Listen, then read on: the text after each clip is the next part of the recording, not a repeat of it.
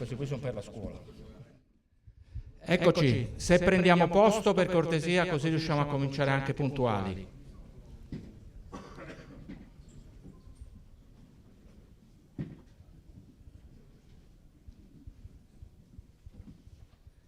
Allora, buongiorno a tutti, grazie a tutti di essere intervenuti, grazie allo chef di averci fatto onore di partecipare a questo evento. Prima di cominciare la chiacchierata con lo chef, volevo invitare per i saluti il rappresentante dell'istituto professionale che ci ospita, il vicepresidente, professor Tizzino. Prego. Buongiorno e un cordiale benvenuto a tutti e a tutti i convenuti.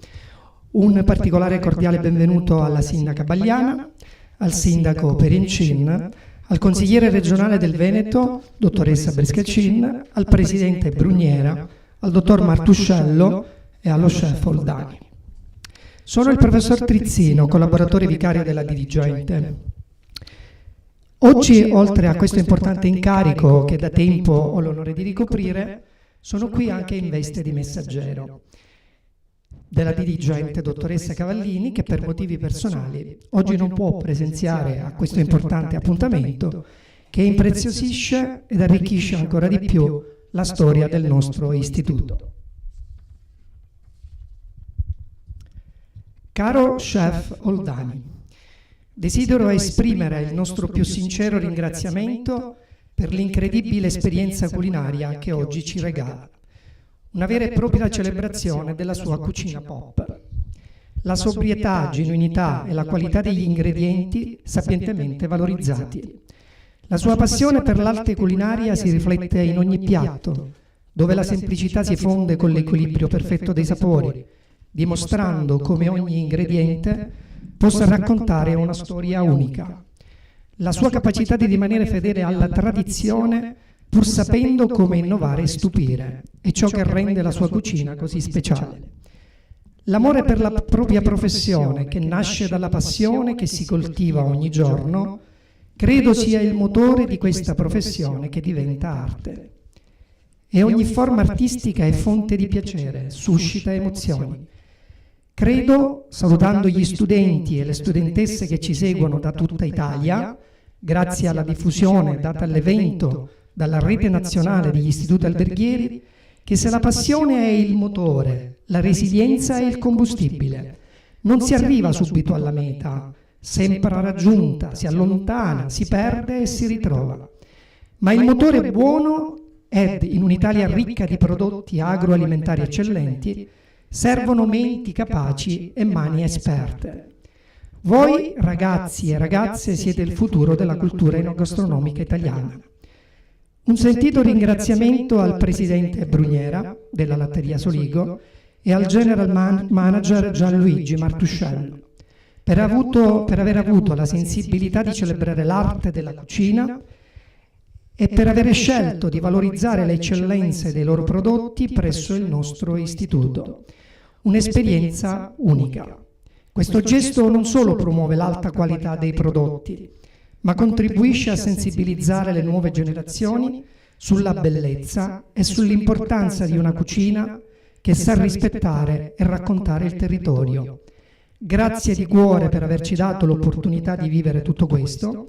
Un caloroso grazie ai docenti e agli istituti che hanno collaborato alla realizzazione dell'evento. La passione e l'impegno dello chef Oldani siano fonte di ispirazione e di riflessione per chi ama il mondo dell'enogastronomia. Grazie mille professore. Chiederei al presidente Lorenzo Bruniera se vuole dare il suo saluto. Grazie.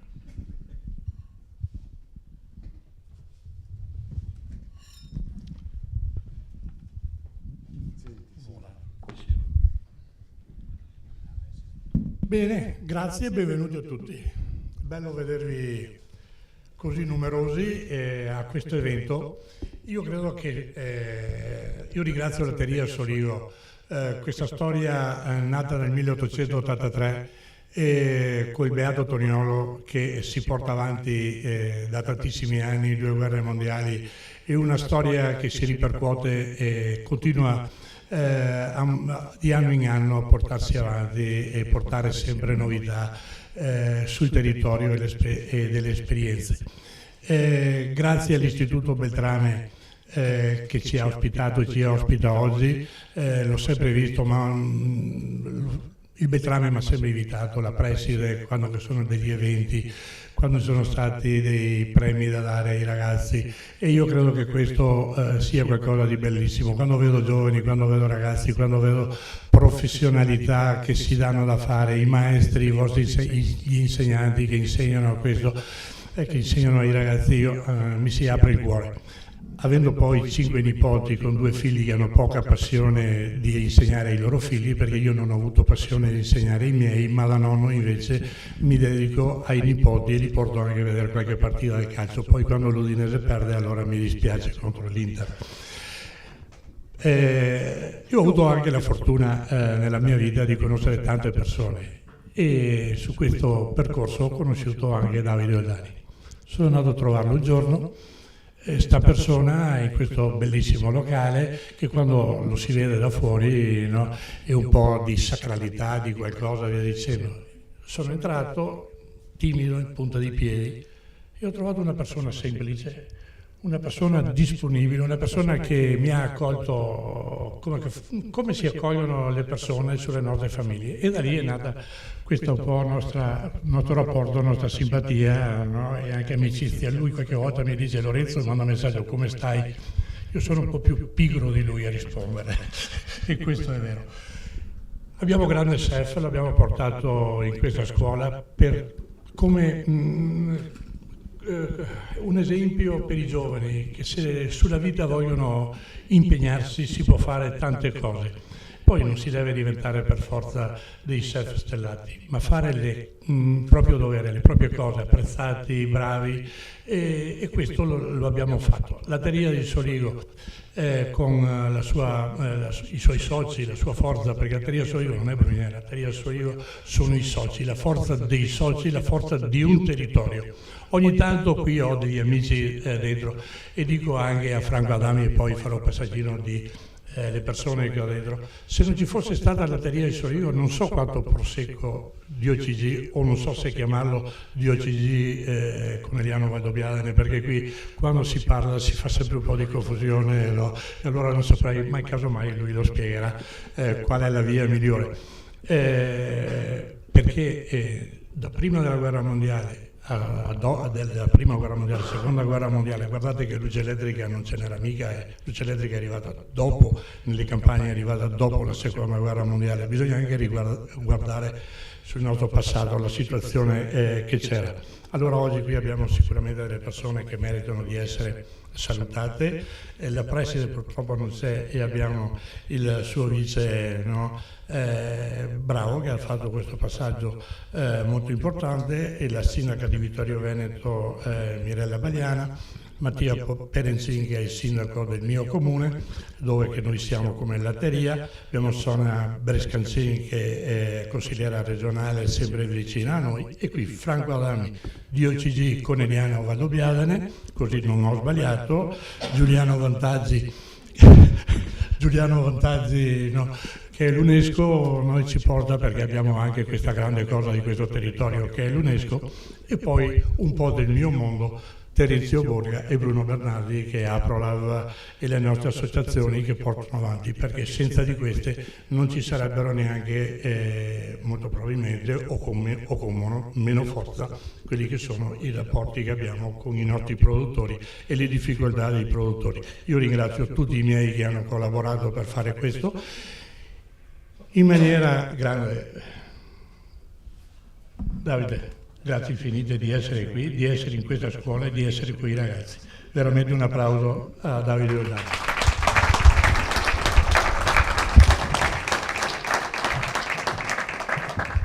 Grazie Presidente. Io per chiudere i saluti istituzionali inviterei il Sindaco di Vittorio Veneto a salutarci. Grazie Sindaco. Grazie, mi metto qui. Grazie. Innanzitutto buongiorno a tutti. Io saluto innanzitutto i 3 soggetti principali della giornata, ossia lo chef Oldani. Grazie di essere qui a Vittorio Veneto. Siamo molto fieri della sua presenza. E saluto il presidente Bruniera e lo ringrazio, la Latteria Soligo in particolar modo e l'Istituto Beltrame, che è un'eccellenza tra i nostri istituti qui a Vittorio Veneto, e ne siamo veramente fieri e cerchiamo di aiutare il più possibile questo istituto, come tutti gli altri istituti, a portare avanti quella che è la missione appunto e l'organizzazione della scuola. E stavo riflettendo sui 140 anni della Latteria Soligo e stavo riflettendo quanta fatica, quanta esperienza, quante persone hanno dato il proprio contributo per rendere appunto la Latteria Soligo quella che è una realtà oggi nel nostro territorio.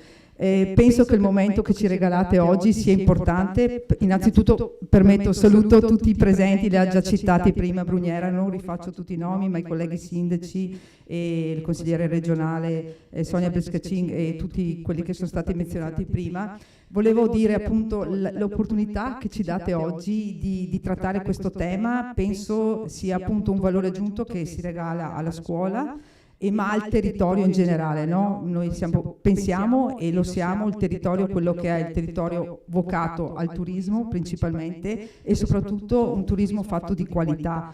Ogni giorno ci ripetiamo questo mantra, che poi è una cosa reale e vera e sul quale noi dobbiamo puntare. Tra l'altro in sala vedo anche altri chef e altri ristoratori della nostra zona, e li ringrazio anche di essere presente. Io penso che città di Vittorio Veneto, come tutte le città del nostro territorio, della provincia di Treviso, del Veneto in generale, sono molto attente ad cercare di portare avanti assieme, ripeto, a tutti i soggetti che sono quelli che poi quotidianamente si applicano con le proprie fatiche, i propri impegni economici, a rendere grande questa nostra regione, questa nostra provincia, e quindi grazie di nuovo per essere qui e grazie per quello che potrà darci stamattina. Grazie tante.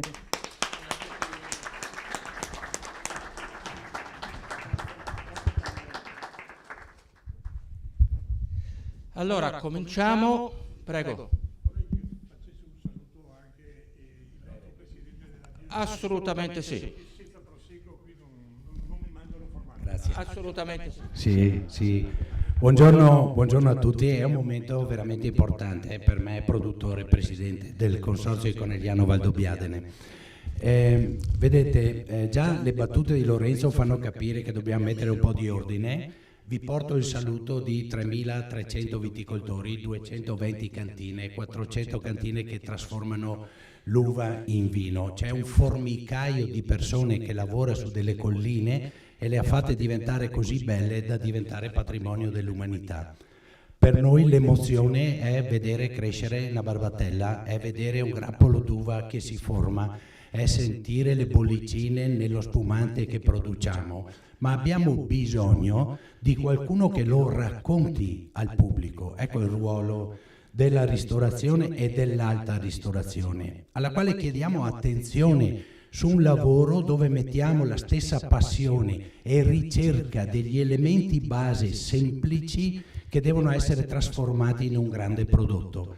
La cucina è legata ad elementi base locali, ricercati, di grande qualità, e nel mondo del Prosecco Conegliano Valdobbiadene, dove c'è stato il Big Bang, dove c'è stato l'inizio di questo fenomeno, dove si è dimostrato che un vino semplice può diventare non banale ma di grande qualità, abbiamo bisogno che venga raccontato come un piatto. Il piatto non è raccontato dicendo c'è dentro un uovo, un po' di erbetta e un po' di farina. C'è un'elaborazione dietro agli elementi semplici che lo fanno diventare una grande cosa. Il mio messaggio è che noi produttori abbiamo degli elementi semplici in un territorio che ci è stato donato straordinario, dal quale prendiamo un clima e della terra strepitosa per fare un vino incredibile che si chiama Conegliano Valdobbiadene. Io mi auguro che tutti assieme cerchiamo di far cogliere l'attenzione su questa passione e sugli elementi che compongono questo grande vino e trasmetterli al pubblico. Quindi ci serve non è una parola moderna, oggi ci serve. Abbiamo bisogno che qualcuno lo possa raccontare al pubblico in modo da porci quei 3 secondi di attenzione e ricercare anche le diversità che ci sono fra produttore e produttore. Quello che non vogliamo più sentire è un nome sbagliato, e che non vogliamo più sentire è il prosecco è tutto uguale. No, c'è tanta roba dietro, c'è tanto lavoro dietro, c'è tanta passione dietro, c'è tanta diversità. Ricerchiamolo stando attenti a quello straordinario gusto che ha. Grazie. Eccoci, allora possiamo cominciare la chiacchierata. Magari io faccio il mio personalissimo ringraziamento alla tua assistente Silvia Giribaldi, che oggi non c'è, ma che senza di lei, posso garantirti, non sarebbe stato possibile per me organizzare questa giornata. Quindi, buongiorno chef, prima di tutto grazie per la tua partecipazione a questo evento. Se permetti usiamo come filo conduttore per questa chiacchierata il tuo libro Visioni Pop. Allora, partiamo dai tuoi 17 anni, promettente calciatore di C2. Ci racconti i tuoi inizi e come ti sei avvicinato alla tua professione? Sì, allora, buongiorno a tutti. Naturalmente stare in cucina è molto più facile che stare qui a parlare davanti a sindaco, a questi bei personaggi che mi mettono sempre un po' di soggezione. Ci proverò. Comunque grazie per l'accoglienza, mi fa piacere che i colleghi siano qui nel loro poco tempo libero che hanno. Essere impegnati vuol dire aver passione, giusto per chiudere il cerchio di quello che stava dicendo. Grazie per l'accoglienza, mi fate sentire troppo importante, perché c'era un subbuglio sotto quando sono entrato di quelle cose serie, non da star ma serie. Respiro molto l'ambiente della scuola, per questo ho accettato per una questione umana, perché con Lorenzo, con Giuliano, con le persone che mi hanno seguito per passione, per quello che il DO sta facendo con i ragazzi, con la scuola che abbiamo, per cui per me venire, frequentare, bazzicare nelle scuole è molto importante, più per quello che ricevo che per quello che do. Questo è per me fondamentale. Altre cose da dire? Nessuno, poi faremo un piatto, faremo qualcosa con i ragazzi, per cui mi piace anche il fatto che condividerò sia con voi che con loro questa mattinata o questo primo pomeriggio anche. Basta, i miei inizi sono stati inizi di...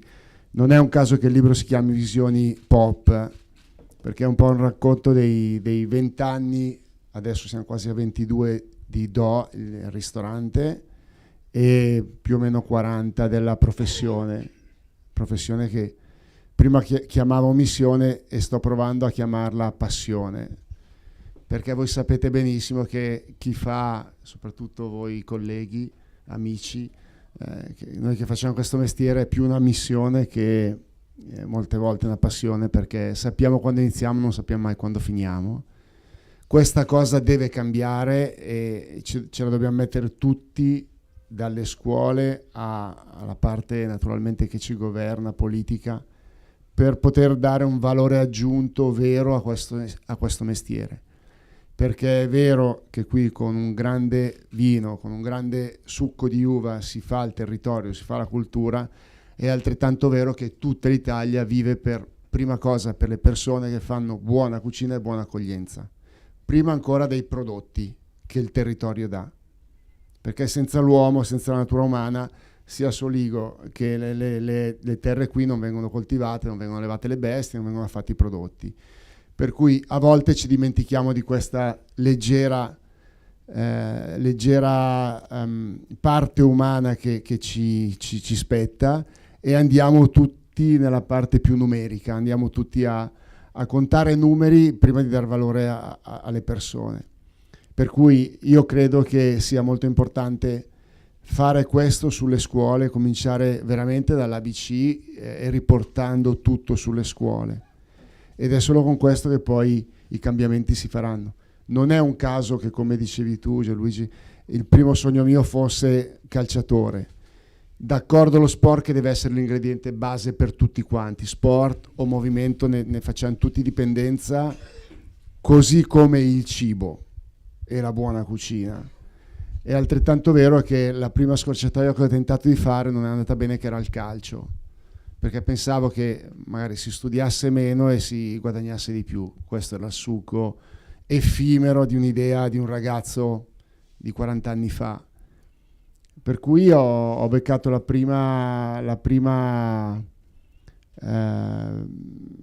delusione su di me, l'ho presa in pieno perché ci credevo, e poi per una mia stupidata, quindi a scuola alberghiera, l'ultima partita dell'anno dovevo per forza giocarla, di nascosto dai genitori che non volevano, di nascosto dalla società in cui giocavo perché ero già in C2 a 16 anni, per cui uno fa le cose, sgarra e paga. Ecco, di buono nella mia vita che tutte le cose che ho sbagliato le ho pagate subito senza pagare interessi dopo, per cui lì ho avuto tipo sliding doors, per cui chiusa una porta se ne è aperta un'altra, che era quella della cucina, obbligata, perché mio padre mi disse quando ero in ospedale con la gamba rotta, venne a trovarmi, vide che dopo 2 giorni ero con trazione con la gamba naturalmente tibia e perone esposta e scomposta, e ci tengo a precisare che non è da poco. Però quando più o meno stavo bene con la gamba in trazione, sì, faceva male, mi disse attenzione che adesso finisci la scuola, hai pochi mesi di finire la scuola, pensa di essere promosso perché sennò ti spacco l'altra. Così mi guarda, no, molto, molto pratico mio padre, e lo rimpiango ogni giorno, anche perché avevo le idee, come tanti giovani fanno, contrarie, ok? E per cui ho iniziato, poi ho dato vita a quello che era il frutto dei miei studi fatti nella precedente preparazione, per cui finì la scuola, promosso, perché le gambe ne ho rotta solo una, l'altra è intatta, e cominciai a fare quello che nella vita all'inizio mi pesava un po', perché sapete gli orari, come dicevo prima, erano totalmente diversi da questi, era la famosa missione. Adesso lo è ancora, ma un po' meno. Credo che si stia lavorando per sanificare un po' l'ambiente nostro. Per cui iniziai a fare la scuola, finita la scuola iniziai a lavorare da Gualtiero Marchesi, che per me all'epoca era un cuoco qualunque. Mio padre mi disse guarda che tramite conoscenze si può andare da questo Gualtiero Marchesi, che dicono tutti, ne parlano tutti bene. I miei non arrivano dalla ristorazione, nessuno dei miei genitori ha mai fatto cose di accoglienza, ristorazione, nulla di tutto questo, nemmeno mio fratello. Per cui feci questo incontro con Marchesi. La cosa che mi rimane ancora impressa, che ho ancora in testa, dopo la stretta di mano con me, mio padre disse a mio padre, il signor Marchesi, che questi giovani, indicando me, sono come delle spugne che assorbono e un giorno rilasceranno. Questa cosa fu la prima cosa che boom mi entrò in testa, e tutti i giorni o quasi la ripeto ai ragazzi che vengono a lavorare, piuttosto che a quelle cose che combiniamo, che facciamo con la nostra scuola, che è Olmo di Cornaredo. Per cui da lì iniziai la carriera. Prima per attraversare Milano uscivo alle 6:30 del mattino, rientravo alle 2 di notte, giusto per capirci, e con lo spezzato si sa bene che, i cuochi lo sanno, che al pomeriggio ero in giro per Milano, che facesse caldo o freddo ero in giro, e per cui poi mi rifugiavo nelle biblioteche, nelle librerie, a guardare sempre libri di cucina. E poi il cambiamento l'ho fatto nel momento in cui da Marchesi frequentavo altre persone, cioè da Marchesi era il primo ristorante italiano con le 3 stelle che aveva una competizione bestiale, perché aveva tanti stranieri che arrivavano da altrettanto tristellati francesi o tedeschi all'epoca, era o inglesi con i fratelli Roux. Per cui questa competizione, che è sempre stata un po' la mia voglia di fare, sono competitivo prevalentemente con me stesso, ci tengo a precisare, non faccio mai la gara di vedere chi ce l'ha più lungo tra me e un altro, o piuttosto che altre situazioni. Preferisco farla con me stesso, ed è quella cosa che mi ha fatto, secondo me, crescere in maniera pulita.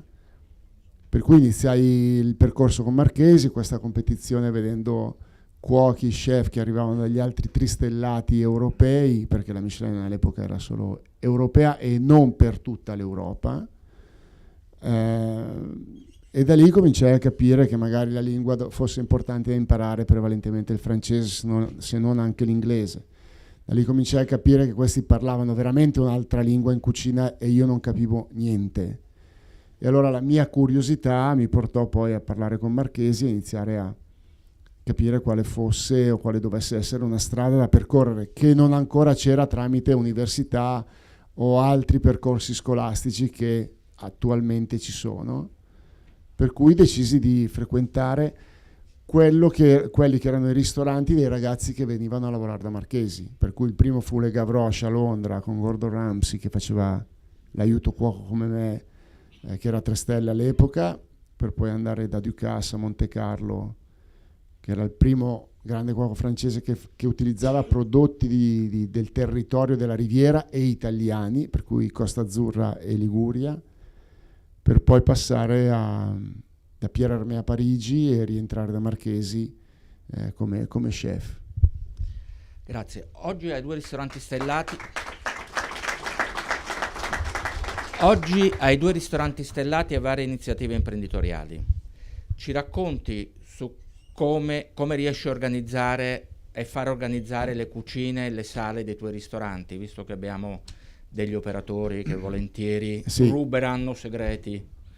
No, premetto che le attività che abbiamo fatto ho deciso di farle per una questione gestionale più fluida nella stessa piazza, per cui il primo esempio che mi viene da dire è Georges Blanc in Francia, che conoscerete sicuramente, che oltretutto ha appena perso la 3ª stella dopo 42 anni, per cui lui ha un villaggio dove dal ristorante alla trattoria, all'hotel, alla scuola di cucina, al bistrò, a qualsiasi tipologia di cosa che possa aiutare a fare una cultura gastronomica. Ecco, mi sono ritrovato nella piazzetta dove io opero, che è quella di San Pietro all'Olmo, che è la frazione di Cornaredo, ad avere un'opportunità di acquisto di immobili nei tempi in cui insomma abbiamo iniziato il primo DO, che era proprio poco spostato dalla piazzetta e da dove siamo nati, per cui da lì decisi di fare il passo successivo comprando l'attività, perché nel primo DO io ero in affitto. Passo successivo fu quello di comprare e guardandomi in giro intorno trovai la piazza che era proprio a 20 metri, che non ci entravo mai, talmente era mal ridotta, per cui decisi di investire, perché comunque avevo il comfort del territorio che mi faceva stare bene, quanto sia importante lavorare nelle strutture o nelle situazioni in cui uno sta bene per l'aria, per le situazioni, per la famiglia, per gli amici, per 1000 altre cose, non solo per la cucina. Per cui decisi di iniziare con i risparmi da cuoco, come tutti voi credo avrete avuto, e la busta dei cuochi non è che fosse una grande busta, anche per quelli che facevano le stagioni, paragonati agli orari di lavoro che c'erano. Per cui decisi di investire prendendo in affitto un posto di una vecchia trattoria che era da 70 anni, per poi passare nella piazza a fianco, che naturalmente ho comprato gli immobili, e da lì abbiamo iniziato a fare un recupero dell'immobile per cominciare un'attività nuova, che poi alla fine era la mia idea che avrei voluto mettere in atto 22 anni fa, cioè quando iniziai col primo DO in affitto. Avrei voluto quello, il problema è che non avevo una risorsa economica, per cui dall'insegnamento dei miei genitori era che se fai una cosa o te la puoi permettere, forse sbagliato, però su di me ha influito molto e mi ha aiutato molto, o te la puoi permettere con le tue capacità, le tue forze, o se no non lo fai. E da questo insegnamento un po' duro, evidentemente mi ha aiutato a fare quello che stiamo facendo ora. Cioè abbiamo comprato l'immobile, abbiamo fatto in modo che si potesse mettere in pratica quello che avevo fatto nei 15 anni precedenti all'apertura del ristorante, perché io arrivavo dai 3 stelle, per cui se tanto mi dà tanto io avrei dovuto aprire un ristorante tristellato, perché Gavroche, Pierre Hermé, pasticcere di Fauchon, che tutti conoscerete per il macaron, Ducasse e Marchesi, appunto, io ho fatto solo tristellati Michelin. Secondo il pensiero delle persone era Oldani apre l'ennesimo ristorante stellato, secondo loro. Secondo me no, difatti non lo è stato, ed è stato quello che ci ha aiutato a costruire il progetto, ad avere delle visioni, come dicevo con il libro, proiettate leggermente al futuro, ma leggermente non più di tanto, e per quello che poi potesse essere il coinvolgimento dei ragazzi che erano con me. Per cui era tutto un discorso di unione delle forze, di dare possibilità ai giovani, di sapere che senza di loro la mia cucina o le mie cose non sarebbero comunque potute andare avanti, e quindi da lì è partito il discorso di comprare e di cominciare ad approdare nella piazza con un'idea di giorno per giorno arrivare a fare un piccolo borgo. Dopo 9 anni dall'apertura del secondo Do, quindi quando abbiamo comprato l'immobile, ci troviamo ad avere, chiudo e apro gli occhi, ad avere una panetteria dove lavoriamo le farine per Do e per Olmo, e quindi Olmo, che è il nuovo ristorante che abbiamo aperto 1 anno e 3 mesi fa, dove ci hanno dato una stella Michelin a novembre dell'anno scorso. Per cui è un progetto che è nato con tutta l'umiltà di un cuoco e non di una persona che volesse fare chissà che cosa, una persona che volesse far succedere delle cose e non aver successo, che sono 2 cose per me estremamente diverse. E poi, perché il successo, magari uno pensa alla parte mediatica, il far succedere delle cose è avere leggermente delle visioni, che dico ora, non ho detto 20 anni fa che io avrei avuto delle visioni, non sapevo neanche cosa volesse dire avere visioni nel lavoro. Questo è un riassunto di quello che io ho vissuto, che ho scritto, messo nero su bianco, e che è vero. È stato vero, è vero ed è funzionale. Ci tengo a precisare questo. Non ho mai promesso nulla ai miei ragazzi, alla scuola che abbiamo costruito dopo, negli ultimi 10 anni, anche quella, di un qualcosa che non potesse essere vero. Non ho mai negato la difficoltà del mestiere a costo di non prendere dei ragazzi che volessero lavorare con noi, a costo di non prendere dei ragazzi alla scuola che dopo i primi colloqui capivano che non puoi lavorare tutte quelle ore, non puoi dedicare tutta quella passione al lavoro, secondo me sbagliando. Per cui i rischi li ho presi e me li sono messi tutti in spalla. Adesso la visione è proiettata su quello che sono le risorse umane dei miei ragazzi, perché un conto è rendersi credibile ai ragazzi quando lavorano con te e va tutto bene, però poi c'è gente come me che si toppa il naso, sta lì perché sa che deve imparare, ma che poi magari ti riconosce poco. La cosa che io la cosa che io ho provato a fare, e su questa al momento ci sono riuscito, difatti ed è scritta, è l'aver reso molto semplice la vita dei ragazzi sul posto di lavoro. Allora io arrivavo da situazioni tipo le Gavroche a Londra, dove io e Gordon andavamo in cucina alle molto presto, non dico neanche gli orari perché sennò sembra che rinneghi quelle cose, alle molto presto la mattina, dopo qualche incazzatura, scusate il francesismo, tra me e lui, quindi potete immaginare, visto i programmi che sono quelli, ti accaparavi le tue pentole, cucinavi, uscivi a una tal ora molto tardi e il giorno dopo eri ancora sul pezzo. 23 cuochi dall'oggi al domani sono spariti, più visti dentro la cucina, per cui avendo visto quello in teoria avrei dovuto fare le stesse cose, come quelli che dicevano il Dani apre, ha lavorato lì, farà ancora il ristorante molto caro, molto costoso, no caro, non costoso, però tristellato. Quindi abbiamo iniziato con una trattoria che faceva anche un menù a 11,50 € a pranzo, Abbiamo iniziato facendo, ma fino a 9 anni fa, fino a entrare prima il Do Nuovo io ce l'avevo. Abbiamo iniziato rivalutando il territorio con i prodotti che, a me non è la vostra regione, la Lombardia, o perlomeno, chiedo scusa, la parte dove io abito, per cui chilometro zero è vero, però qualcosina influiva dai dintorni. E questo ha fatto sì che potessi mettere a terra tutto il progetto, potessi avere la visione di chi, come disse mio padre, se ce la fai lo fai con le tue possibilità, se no non devi farlo. Per cui tutti questi anni iniziali sono serviti per poi arrivare a completare al momento questa piazza, ma non solo la piazza, ma a completare anche il coinvolgimento dei ragazzi che, avendo iniziato con me, prima stavo dicendo e chiudo, la cosa più bella è quando vieni riconosciuto dai tuoi ragazzi quando lavorano con te e fini lì va bene.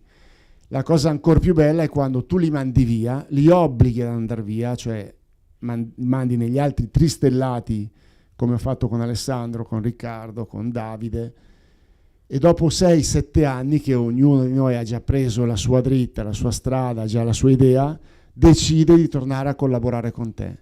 Ecco, la cosa più bella per me ancora oggi è questa. Ne abbiamo fuori qualcuno ancora in Francia adesso da 2 o 3 anni.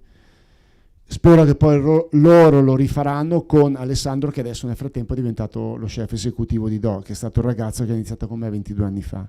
Allora, senza questa trafila di sostenibilità umana, un'attività come la mia sarebbe già morta, perché avrei tenuto dei ragazzi molto bravi che avrebbero detto sì chef, per cui avrebbero fatto solo qualcosa di esecutivo, cioè eseguivano quello che io dicevo, gli ordini, e il sì chef non era perché capivano, ma era perché erano succubi di un sistema. Un po' quello che siamo succubi tutti noi, un po' della società che stiamo vivendo. Mi spiace dirlo, ma mi sento ogni tanto così, e però non protesto, non vado a infangare i ristoranti chiedendo un pasto, ok? Apro e chiudo la parentesi.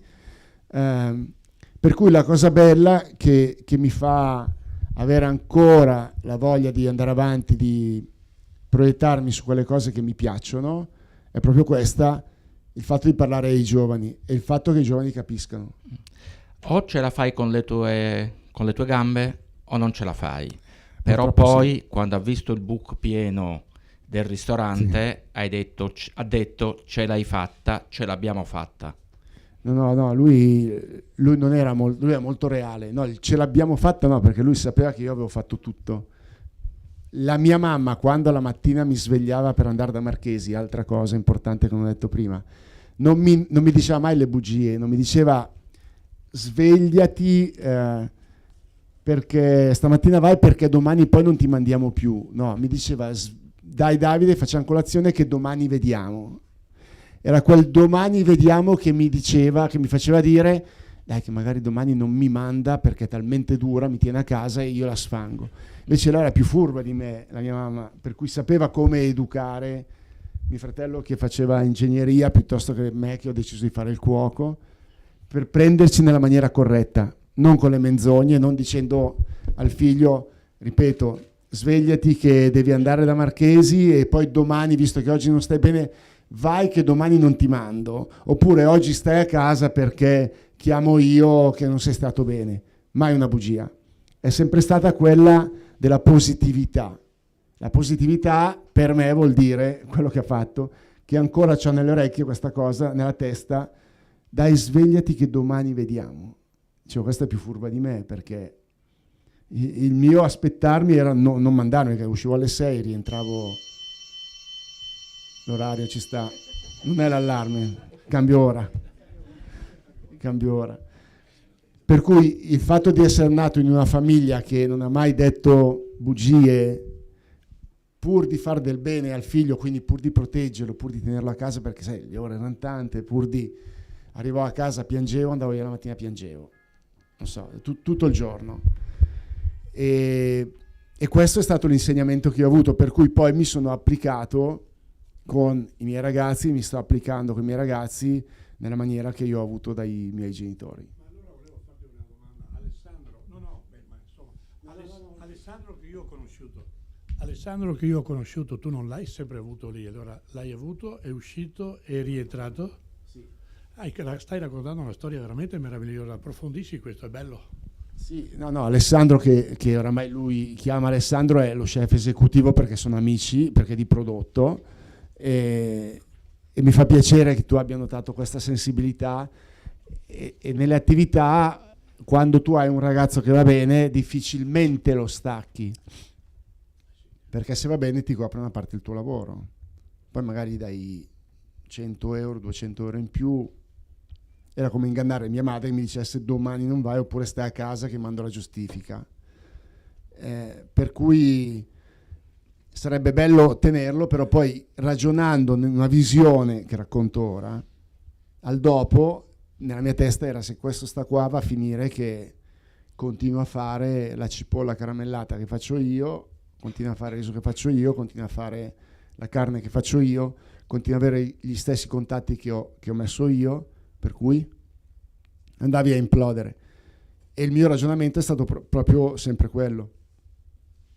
Scusate, a differenza di Marchesi non ho preso mai gente da fuori, dall'estero, nella cucina, perché non sono io un usa e getta, perché io so che qualcuno che scrive dall'estero lo fa, viene, qualcuno rimane, qualcuno poco rimane, 90% vengono per avere sul CV ristorante tal dei tali, che magari ti fa 8 mesi, un anno e mezzo, e ti destabilizza il focus sulla risorsa umana, per cui poi rischi di ragionare sul vabbè, tanto questo come gli altri, prendilo, buttalo dentro e va bene. Siccome mi piace ancora il mio mestiere e voglio comunque guidare, ma guidando devo far star bene i passeggeri.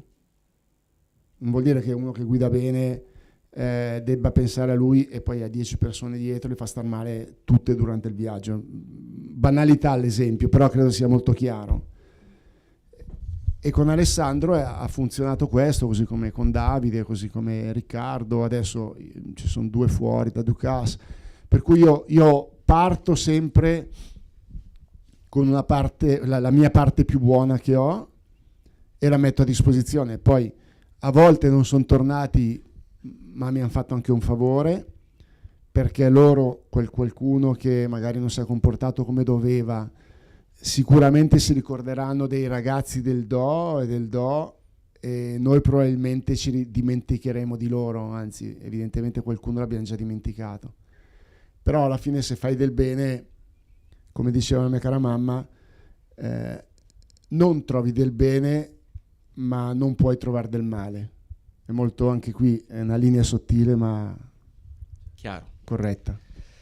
Qual è il percorso che porta un ristorante a meritare le stelle? Nel tuo libro parli di passione, di visione, ma soprattutto mi ha colpito volare sempre con i piedi piantati per terra.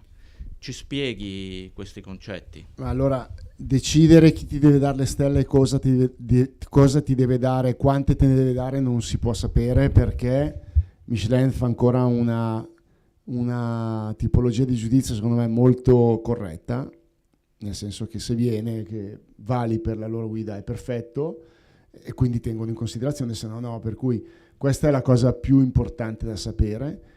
Ma davanti a tutto questo anche Michelin mette come tu tratti l'ospite. Era per questo che probabilmente siamo molto in accordo sul fatto di trattare molto bene l'ospite. Poi ci ha premiato anche con la Stella Verde, per cui ne andiamo molto orgogliosi anche di questa, che sulla sostenibilità umana io aggiungo, oltre che di prodotto, e quindi è un'ambizione per, secondo me, tutti i cuochi seri della terra avere sul petto le stelle.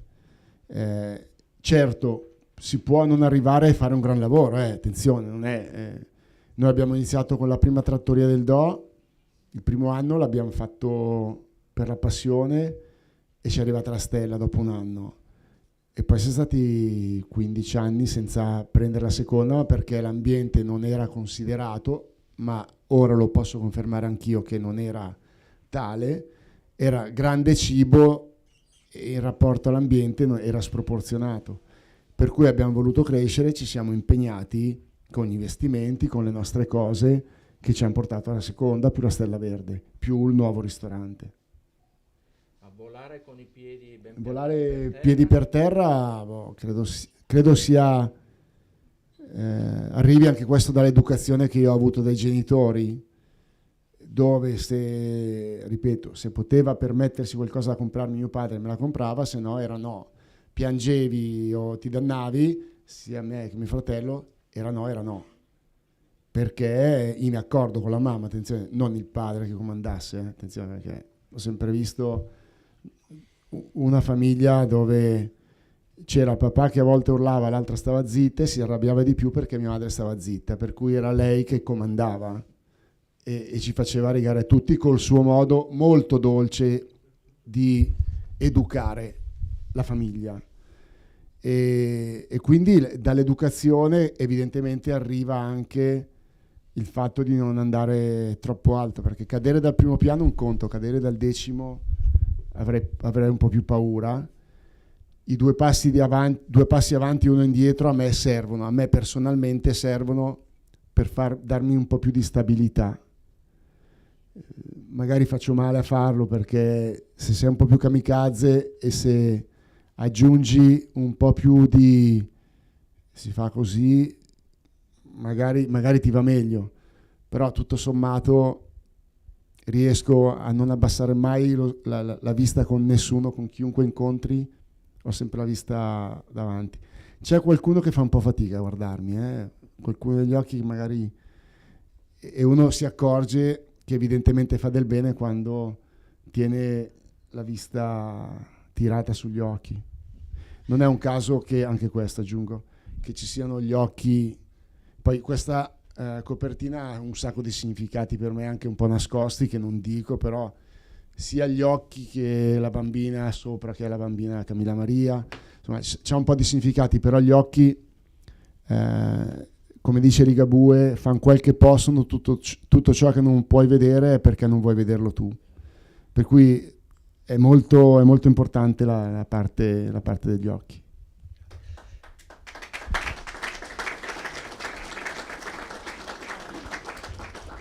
Tu sei l'ideatore della cucina pop.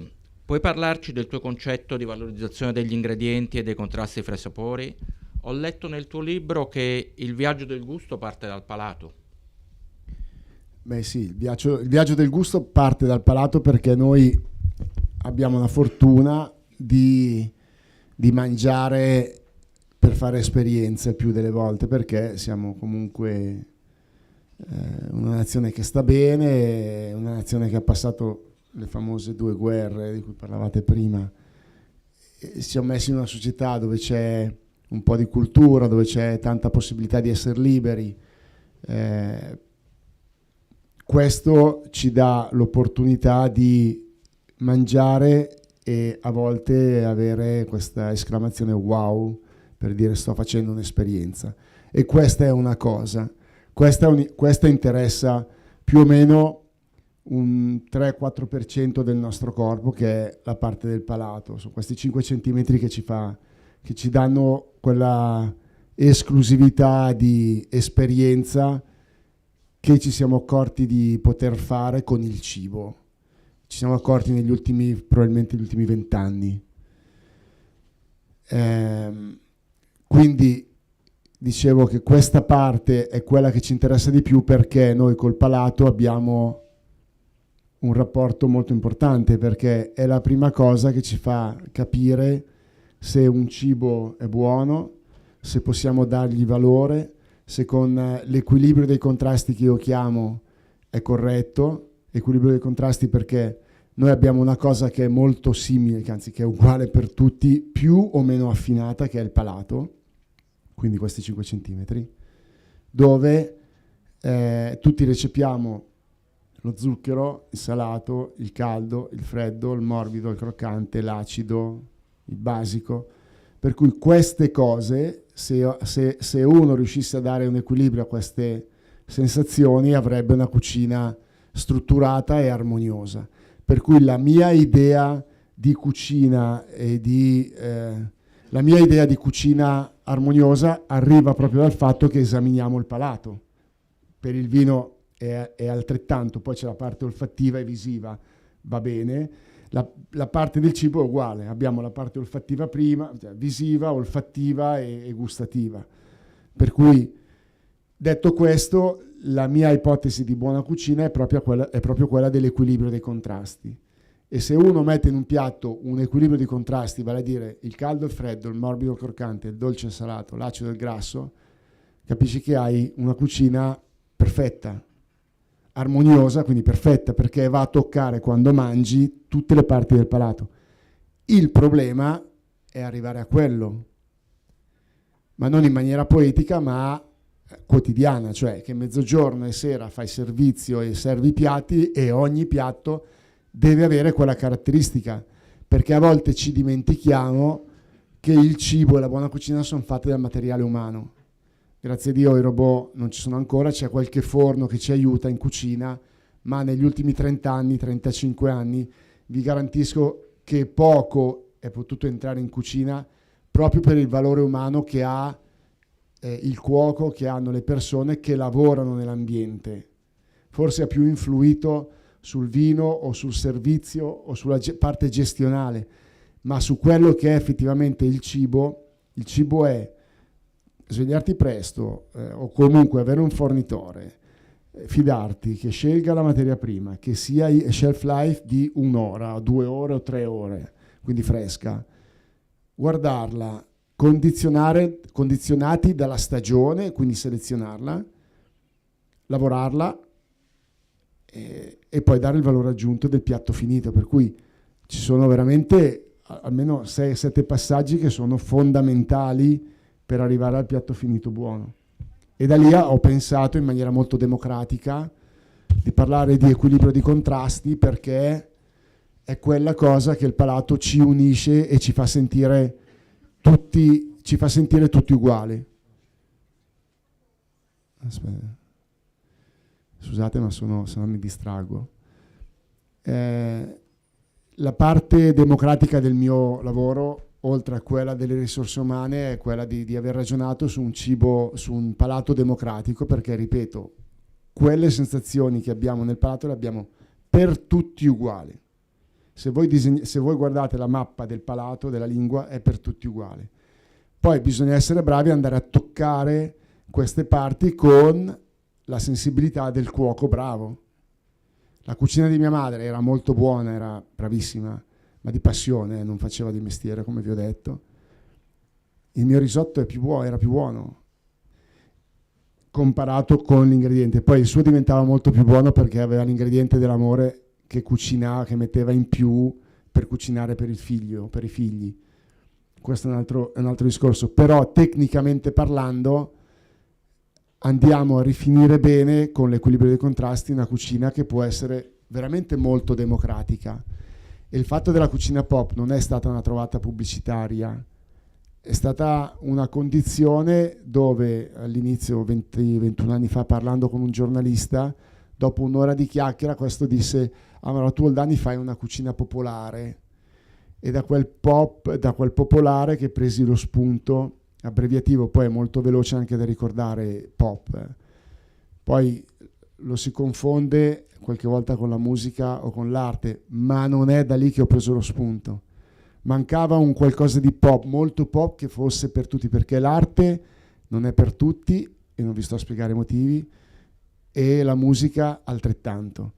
Il cibo è per tutti, noi tutti dobbiamo mangiare, se vogliamo considerarci vivi, se no non lo saremmo, così come naturalmente dico sempre l'abbinamento di sport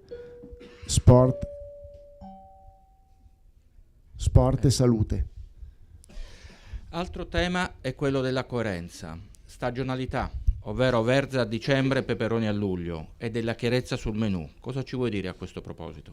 Beh, in questo caso tocco anche Soligo, perché mi sembra giusto. Coerenza, ne ho parlato fino ad ora, la coerenza credo sia la base di chiunque, se vogliamo avere dei rapporti umani seri, se no entriamo nei touch and go, delle parte social che ci porta via tutta la nostra umanità. Credo Soligo sia da toccare perché per la stagionalità dei prodotti, perché il prodotto non solo vegetale ma anche marino, anche il pesce, anche le bestie si nutrono in maniera diversa, per cui è tutto un panorama che bisogna conoscere per poter arrivare a una cucina di equilibrio di contrasti. Cioè non è solo un provare a fare il fuoco d'artificio con un piatto, ma tutto parte da chi produce il prodotto, da chi ti dà la garanzia che il prodotto sia accessibile e sia abbia una filiera, perché molte volte fino a un po' di anni fa si andava nel quello del contadino piccolo è più buono. Può darsi, ma se non ha una filiera corretta, io, siccome non sono un super artista che viaggia a 2 metri di altezza, ma ho un'attività commerciale, io devo rendere conto alle leggi che ci sono e che sono corrette, perché la filiera è tutto ciò che ti permette di fare una cucina stagionale e una cucina pensata. Certo, sei stupido tu se compri a Milano il pomodoro nel mese di dicembre, perché è più comodo averlo, perché è lì rotondo, hai poco scarto e lo usi di più. Il problema è che il poco scarto ti riporta a pagarlo molto di più, ma soprattutto a nutrirti nella maniera peggiore. Per cui l'etica e la coerenza sono alla base della mia vita. Poi che io facessi il cuoco o domani decidessi di cambiare, questo approccio lo manterrò sempre. Certo che la cucina si sta muovendo tanto, tutta quella confusione che si fa adesso, perché la cucina, il fine dining è demonizzato e quest'altra, adesso le cucine oramai è tutto laboratorio, fino a che noi approcciamo come in questi ultimi anni, cioè ci permetteremo noi uomini, donne, di vivere di più, perché in effetti adesso viviamo di più di un po' di anni fa. Evidentemente l'approccio che ha avuto l'uomo in tutti i settori è positivo, perché se adesso a 70 anni, a 75 non sei stravecchio ancora e a 65 anni, 40 anni fa lo eri, 50 anni fa lo eri, evidentemente qualcosa è cambiato. Allora, questo cambia solo nel momento in cui tu segui delle regole e porti ad avere dei prodotti che siano per tutti uguali, ma non vuol dire omologarci, vuol dire saperli scegliere, perché i prodotti ci sono. Il problema è che è più semplice prendere il pomodoro a dicembre perché è lì e ti viene meglio. Poi non ci ragioni, per cui produci scarti infiniti, per cui non nutri bene le tue persone, cioè le persone a cui vuoi bene, cioè la famiglia, per cui diventa tutto un passaggio di parola veloce che non ha senso.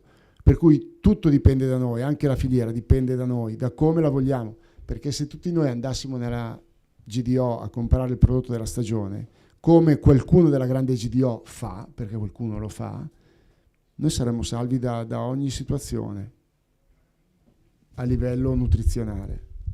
Hai proprio colto il tema che è anche il titolo del nostro evento, no? Cibo sano e sostenibile, formiamo gli chef per il nostro benessere. Abbiamo l'opportunità, oggi siamo in una scuola, quindi stiamo parlando anche a dei ragazzi oltre che dei professionisti. Ci ascoltano probabilmente, sono collegati dagli istituti alberghieri di tutta Italia, quindi da Bolzano a Bari. Io nei tuoi ristoranti ho visto giovani sia in sala che in cucina. Cosa ti aspetti da un ragazzo quando entri nel tuo team? Cosa consiglieresti a un ragazzo? Posso dirlo? Che sia educato, che stringa la mano guardandoti negli occhi la mattina, che ti saluti. Basta. Non voglio nient'altro. Nient'altro.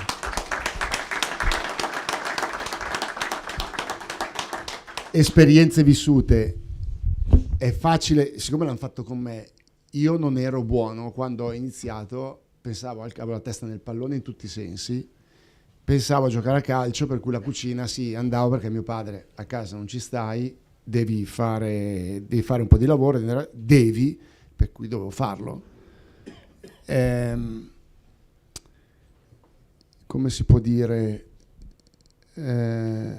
l'impegno che uno mette credo che poi venga ripagato. Il problema è che non te ne accorgi subito di quello che stai facendo, e allora ci vuole un po' di forza, ci vuole un po' di grinta, e soprattutto ci vogliono le persone che ti appoggino, che ti aiutino. La cosa importante, adesso sto passando da una cosa all'altra perché sto pensando a 1000 cose. Io avevo Gualtiero Marchesi che da una parte inconsciamente mi aiutava, secondo me inconsciamente mi aiutava, ma lui sapeva di aiutarmi, e dall'altra avevo la famiglia che mi teneva su dall'altra parte.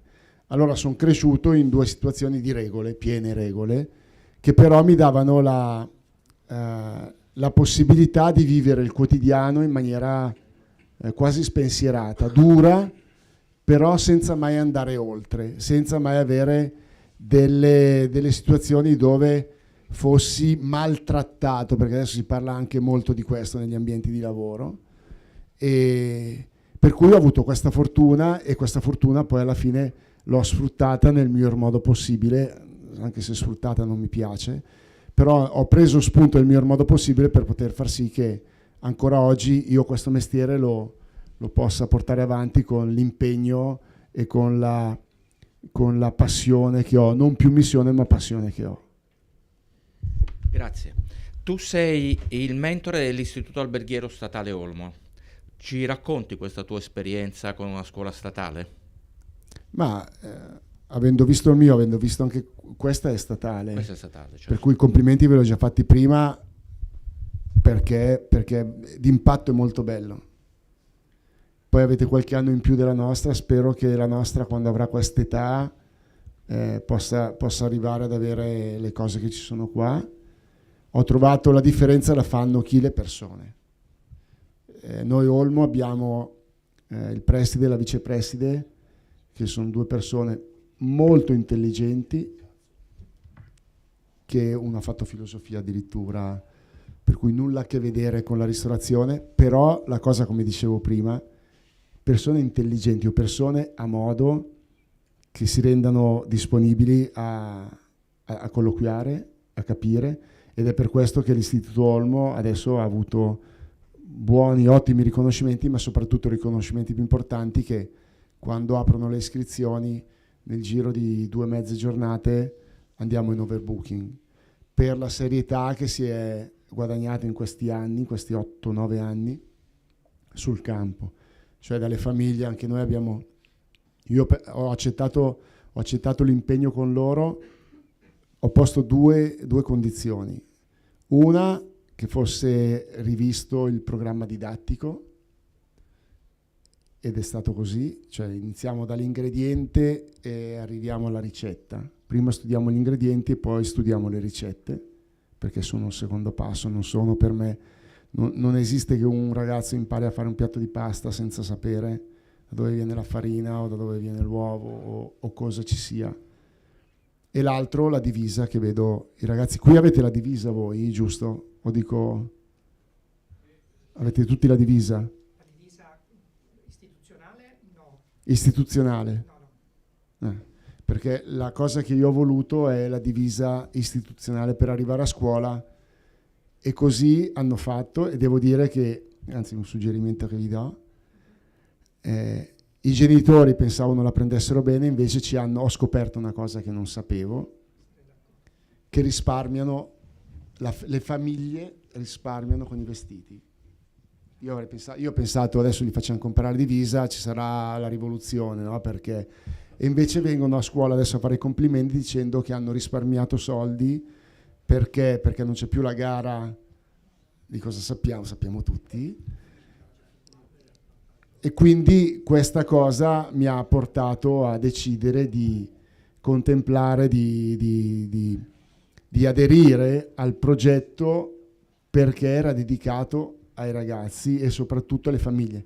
Adesso Vittorio Veneto è un ambiente molto bello, molto. Cornaredo non era proprio come Vittorio Veneto, adesso vi voglio lasciare tranquilli. Anche se è la campagna di Milano. anche se la campagna io la considero campagna e non è a livello di Vittorio Veneto perché è considerata periferia. A me questa cosa sta molto stretta. Lo so, difatti potete permettervi anche ragazzi senza la divisa che tutto è bello qua. Noi abbiamo dovuto mettere qualche regola in più e queste regole in più ci è servita per far sì che i ragazzi potessero aderire con gioia a tutto il progetto. Ripeto, tutto questo è possibile perché ci sono preside, vicepreside e i vari professori che sono persone serie. Tu sei, la tua cucina è un connubio perfetto di tradizione e innovazione, territorialità e stagionalità, come abbiamo detto, contrasto di sapori. Oltre, come hai specificato, una selezione maniacale degli ingredienti. Come scegli i tuoi fornitori? Fornitori, giusta domanda. Poi magari vi lascio, se qualcuno volesse fare qualche domanda, lasciamo un po' la parola, perché non vorrei annoiare. Dopo un po' che uno parla, anche se interessante, poi annoia. Ne abbiamo un'ultima domanda dopo e poi lasciamo a loro. Ok. Qual era l'ultima? Allora, come scegli i tuoi fornitori? Fornitori. Devo dire che in 22 anni quasi abbiamo cambiato forse 4-5 fornitori, ma perché chiudevano le piccole attività che avevano, non perché io avessi deciso di volere più sconto o problemi col prodotto che mi consegnavano che non andavano bene, per cui il fornitore è il 12° uomo di una squadra di calcio, è quella persona che deve essere sempre disponibile, per cui, e qui torno a fare un po' di polemica, se tu un fornitore, un piccolo produttore che fa tutto nella filiera, gli permetti di essere pagato a 90 giorni, a 120 giorni o quando accade, tu cominci a creare un buco nella sostenibilità, nella circolarità di un progetto, di una nazione. Qualche anno fa avevano tagliato questa 62 barra qualcosa legge che permetteva di pagare poi fornitori di materia prima a 30 giorni. 30 o 60? 60 secondo la Ok, ecco, siete più specifici. Secondo me, se approcciamo così al fornitore che fa la materia prima, scusate, magari adesso pesto una cosa che non devo, secondo me non va bene. Non va bene. Perché così facendo accumuliamo un sacco di ipotetici fallimenti che non pagano e di buchi. Non so se mi spiego. Adesso qui ci sono grandissimi imprenditori, siete grandi imprenditori voi, io sono molto piccolo. Però la linea è quella. Per cui per me, essendo il 12° uomo, adesso facciamo anche noi a fine mese, ma perché non sarebbe gestibile con tutto quello che facciamo? È solo una questione tecnica, anche perché ho provato a dire a tutti i fornitori, quelli rimasti dai 22 anni, cioè non quelli che hanno chiuso per motivi di età. Ho provato a dire facciamo 15 giorni, mi dicono sei pazzo, cioè abbiamo una gestione, per cui anch'io con i miei mi hanno detto Davide, dobbiamo non badare solo alla cucina, ma dobbiamo avere un'organizzazione, se no non vai avanti. Per cui la cosa più importante è il 12° uomo e soprattutto sapere che i cuochi o i ristoratori non vanno più al mercato alle 5 del mattino a prendere il pesce o a prendere la carne o a fare la spesa, perché la vita di un cuoco, se realmente è quella di un cuoco che deve cucinare a pranzo e a cena, vi garantisco che fisicamente non ce la si fa. Forse quando hai 30 anni lo puoi fare, ma non sei ancora il ristoratore con tutte le responsabilità. A 40 forse, 50 cominci a perdere un po' di energia, poi forse dici è meglio che pago bene il 12° uomo che si sveglia, fa il suo mestiere, ogni felice fa il suo mestiere, dicono, fa il suo mestiere, mi porti il prodotto, e a non cambiare fornitori. Guardate che è molto importante, perché ogni anno si ripresenta la stessa stagione, per cui ogni anno lui sa quello che tu vuoi, cioè non si presenta più con l'asparago che non va bene, piuttosto che le ortiche mosce, piuttosto che le fave congelate. è l'affidabilità, la credibilità tra persone che ti porta ad avere una fornitura corretta, e poi soprattutto il fatto di non aver tempo di andare a cercare la materia prima, cioè non voglio, non è il mio mestiere. Il mio mestiere è cucinare e devo far bene quello. Allora deleghi, chi lo fa lo paghi e tutto il cerchio poi si chiude. Perfetto. Oggi ci ascoltano professionisti del settore della ristorazione e futuri operatori. Cosa consiglieresti agli uni e agli altri? Ho letto nel tuo libro la case history che hai tenuto all'Howard University. Magari ripercorri quel momento che è un momento di ispirazione per tutti. No, io hanno selezionato Do per fare una case history ad Harvard, a Boston, che tutti conoscete. Io non conoscevo, li ho rimbalzati 5-6 volte, poi mio fratello mi disse guarda che si chiama Harvard, magari approfondisci, qualcosa di interessante ci può essere. Quindi ho approfondito, loro sono venuti da Boston 3 volte a vedere perché non capivano come un ristorante potesse fare grande qualità con accessibilità di un prodotto. Torniamo al discorso che adesso sono diventati tutti bravi a pubblicizzare la stagione, a darti tante verdure o tanto pesce azzurro e a farti pagare tanto, ma quel tanto che si paga in più, secondo me è da sottolineare, è per lo sforzo umano, è per la creatività che uno mette nel cucinare. Non è il fatto del costo della materia prima, ma è tanto quanto ci sia molto più manodopera rispetto a quello che è il costo della materia prima, non so se mi spiego. Per cui loro vennero queste 3 volte, decisero non capivano, come è giusto che fosse, come mai questa differenza tra il costo e il risultato finale, cioè l'alta qualità. Per loro non era ammesso che ci fosse un'alta qualità e un prezzo accessibile, che era questo menù a 11,50 piuttosto che il menù a 32 euro. E quindi da lì studiarono il caso, mi chiesero i numeri, diedi questi numeri e per cui l'attività funzionava. Ripeto, quello che abbiamo costruito dopo è perché abbiamo incassato, abbiamo messo in cascina, abbiamo investito. Non abbiamo chiesto fondi alle banche, cioè hanno chiesto ai fondi oppure prestiti alle banche o a papà, ma nessuno di questi. Per cui abbiamo fatto il piano e questo piano è stato studiato da loro, hanno deciso di renderlo pubblico, di fare una case history e io andai una volta a fare 2 lezioni per raccontare questo caso, che per me è un caso molto italiano, molto del self-made per l'artigianato e basta. Il problema è che adesso devi essere sempre, è la cosa che mi fa paura affrontando questo mestiere giorno per giorno adesso, è che devi sempre essere più veloce degli altri e questa cosa comincia a starmi un po' stretta, devo dire. Però ci sto facendo molte riflessioni su questo per far sì che rimanga, sfruttando già un termine che esiste, slow food piuttosto che fast, perché poi alla fine noi quando mangiamo abbiamo l'unico momento in cui noi siamo slow, siamo lenti, che sia un panino o una grande cena ce lo dedichiamo, e il resto che apparentemente secondo me va un po' troppo veloce, cioè il fattore social, il fattore che adesso questa conferenza qua deve essere subito online per fare ascoltare tutti, perché manca un po' di desiderio, no? L'ultima cosa, poi il mollo, magari ne parliamo poi con i ragazzi, il desiderio, all'inizio dicevo sempre che bello sognare, è importante sognare, sogno i sogni caramellati, addirittura un libro, parlavo 10-15 anni fa.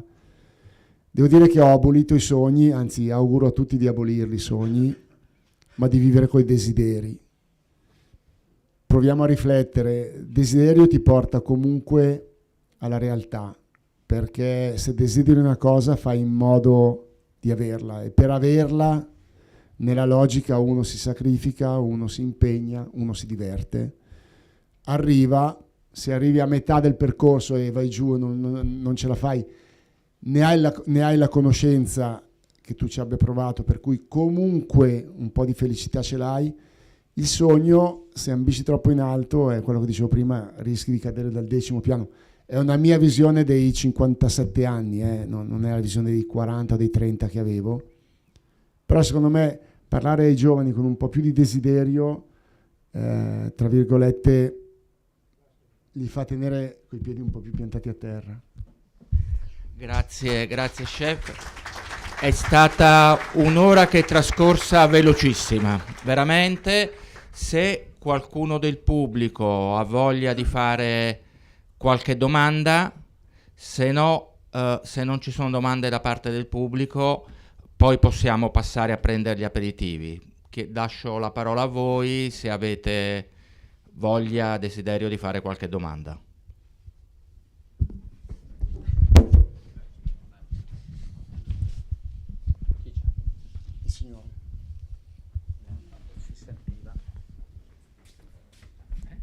Parlo anche se si sente, sì. Scusate. Grazie e complimenti Davide. Una domanda, sempre il cliente capisce quello che vuoi dire attraverso i piatti?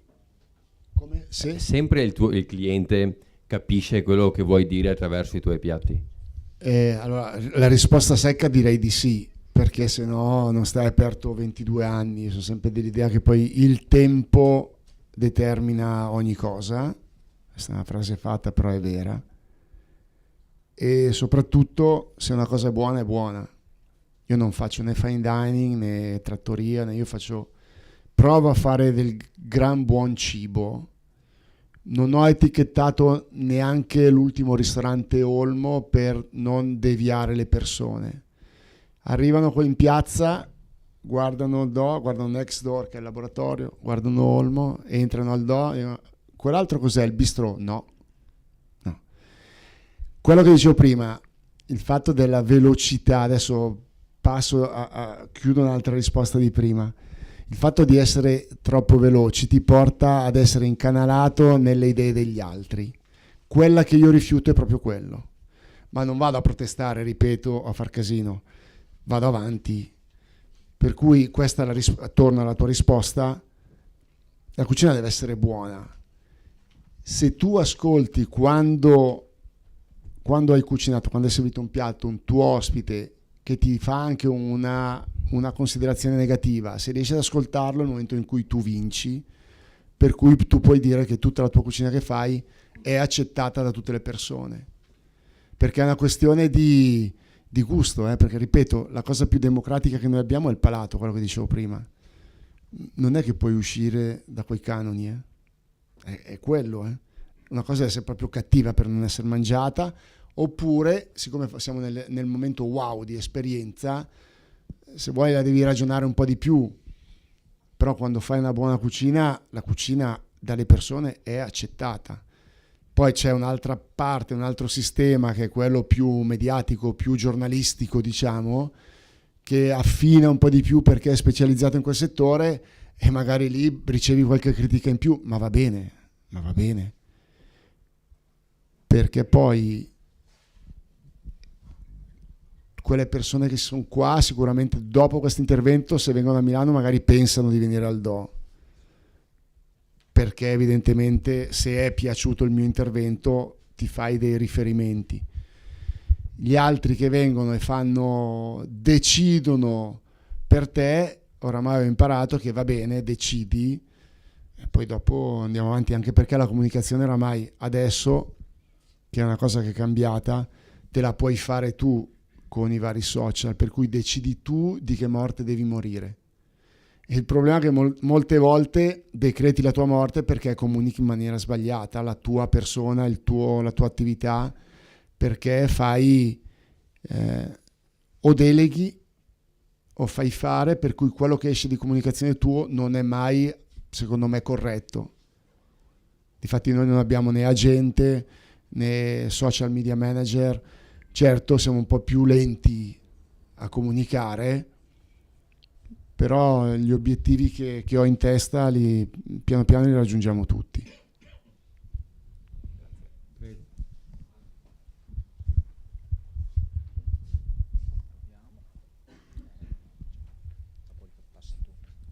Salve chef, io sono Aaron, un alunno di questa scuola qua, sono in quinta ormai, io sono in uscita, faccio sala, quindi no cucina, però allora, faccio parte del giornalino della scuola, del giornale, e mi ero preparato delle domande, però sicuramente non ho il tempo di rispondere a tutte, siccome è molto impegnato. La più interessante è: qual è il suo sogno professionale che non ha ancora realizzato, che vorrebbe realizzare in futuro? Sogno, più che sogno, ripeto, il desiderio c'è, sogno no, però il desiderio è quello di vedere sempre più coinvolti i miei ragazzi, cioè i ragazzi, non i miei, i ragazzi che vengono al DO, che vengono in Olmo, che vengono in Next Door e che trovino sempre di più famiglia, ma non quella famiglia che era, una volta si diceva, una gestione familiare, sappiamo tutti perché. Quando si parlava di gestione familiare c'era un qualcosa di diverso. Allora io vorrei tornare a quella gestione familiare per far sì che i ragazzi si accorgano di essere, di vivere in un ambiente sano. Quindi sono sempre più propenso, più che per la cucina, più che per la cucina, all'educazione o all'instradare i ragazzi nella maniera più pulita possibile. E questo lo possiamo fare perché non ci sono solo io, ma ci sono i vari ragazzi, compreso Alessandro, che ha aderito a tutto il progetto, e piano piano vedo che l'andamento è sempre più su questo filone. Passo la parola a un altro mio compagno. Buongiorno, è un piacere averla qui, è stato bellissimo sentirla parlare. Essendo che ha parlato molto di emozioni e di palato, volevo sapere qual è il piatto che per lei rievoca ancora emozioni forti. Ma vorrei fosse... allora, giusta domanda, però giusta risposta anche questa. Credo che l'equilibrio dei contrasti sia la base del piatto importante. Spero sia il prossimo piatto che mi metterà questa emozione, perché, come diceva Lorenzo, la cucina è una cosa che non si può spiegare. Se ti chiedo di raccontarmi il piatto che hai mangiato ieri sera, di raccontarmelo, me lo racconti, ma che poi io ti possa dire che ho capito qual è il gusto, no. Perché fino a che non mangi, la cucina è una cosa vera, perché ci penetra rispetto, come dicevo prima, all'arte o alla musica o qualsiasi cosa che ci contorna. Noi non siamo il contorno, noi siamo carnivori, si dice. Oltretutto c'è un bel pezzo, se ve lo consiglio da leggere, di oggi, di Alessandro D'Avegna sul Corriere della Sera. Andate a vederlo, è sulla prima pagina del Corriere, lui tutti i lunedì scrive, D'Avegna, leggetelo. Per cui tutto ciò che ci contorna, noi siamo invece, col cibo penetriamo, ok? Diventiamo parte, e allora evidentemente, siccome ognuno di noi è diverso, non possiamo raccontare un cibo, a meno che non facciamo poesia, facciamo sognare, sì, in effetti lì ci può stare sulla poesia, oppure che qualcuno intraveda, talmente lo racconti bene che intraveda un qualcosa che lo renda felice, che lo porti poi ad assaggiare, ma se poi nell'assaggio non equivale alla tua spiegazione, è brutta la delusione, E nel cibo ahimè è così. Fanno più business quelli che raccontano di cibo che quelli che fanno cibo, Cioè, c'è ancora questo, no? Anche il vino, no? Me lo conferma, ok? Per cui, ecco, in questo caso qui io direi che abbiamo un compito molto importante noi cuochi, ti do del tu perché siamo colleghi, poi sei giovane, non per non rispetto, e poi perché hai la giacca bianca. Abbiamo un compito molto importante che è quello di penetrare con il cibo, così come ce l'ha cameriere o sommelier di penetrare con il vino. E se a questo aggiungiamo il savoir-faire, ahimè è una parola francese, ma il saper fare, saper colloquiare con le persone, saperli accogliere, fai proprio il progetto italiano tondo. Grazie. Prego.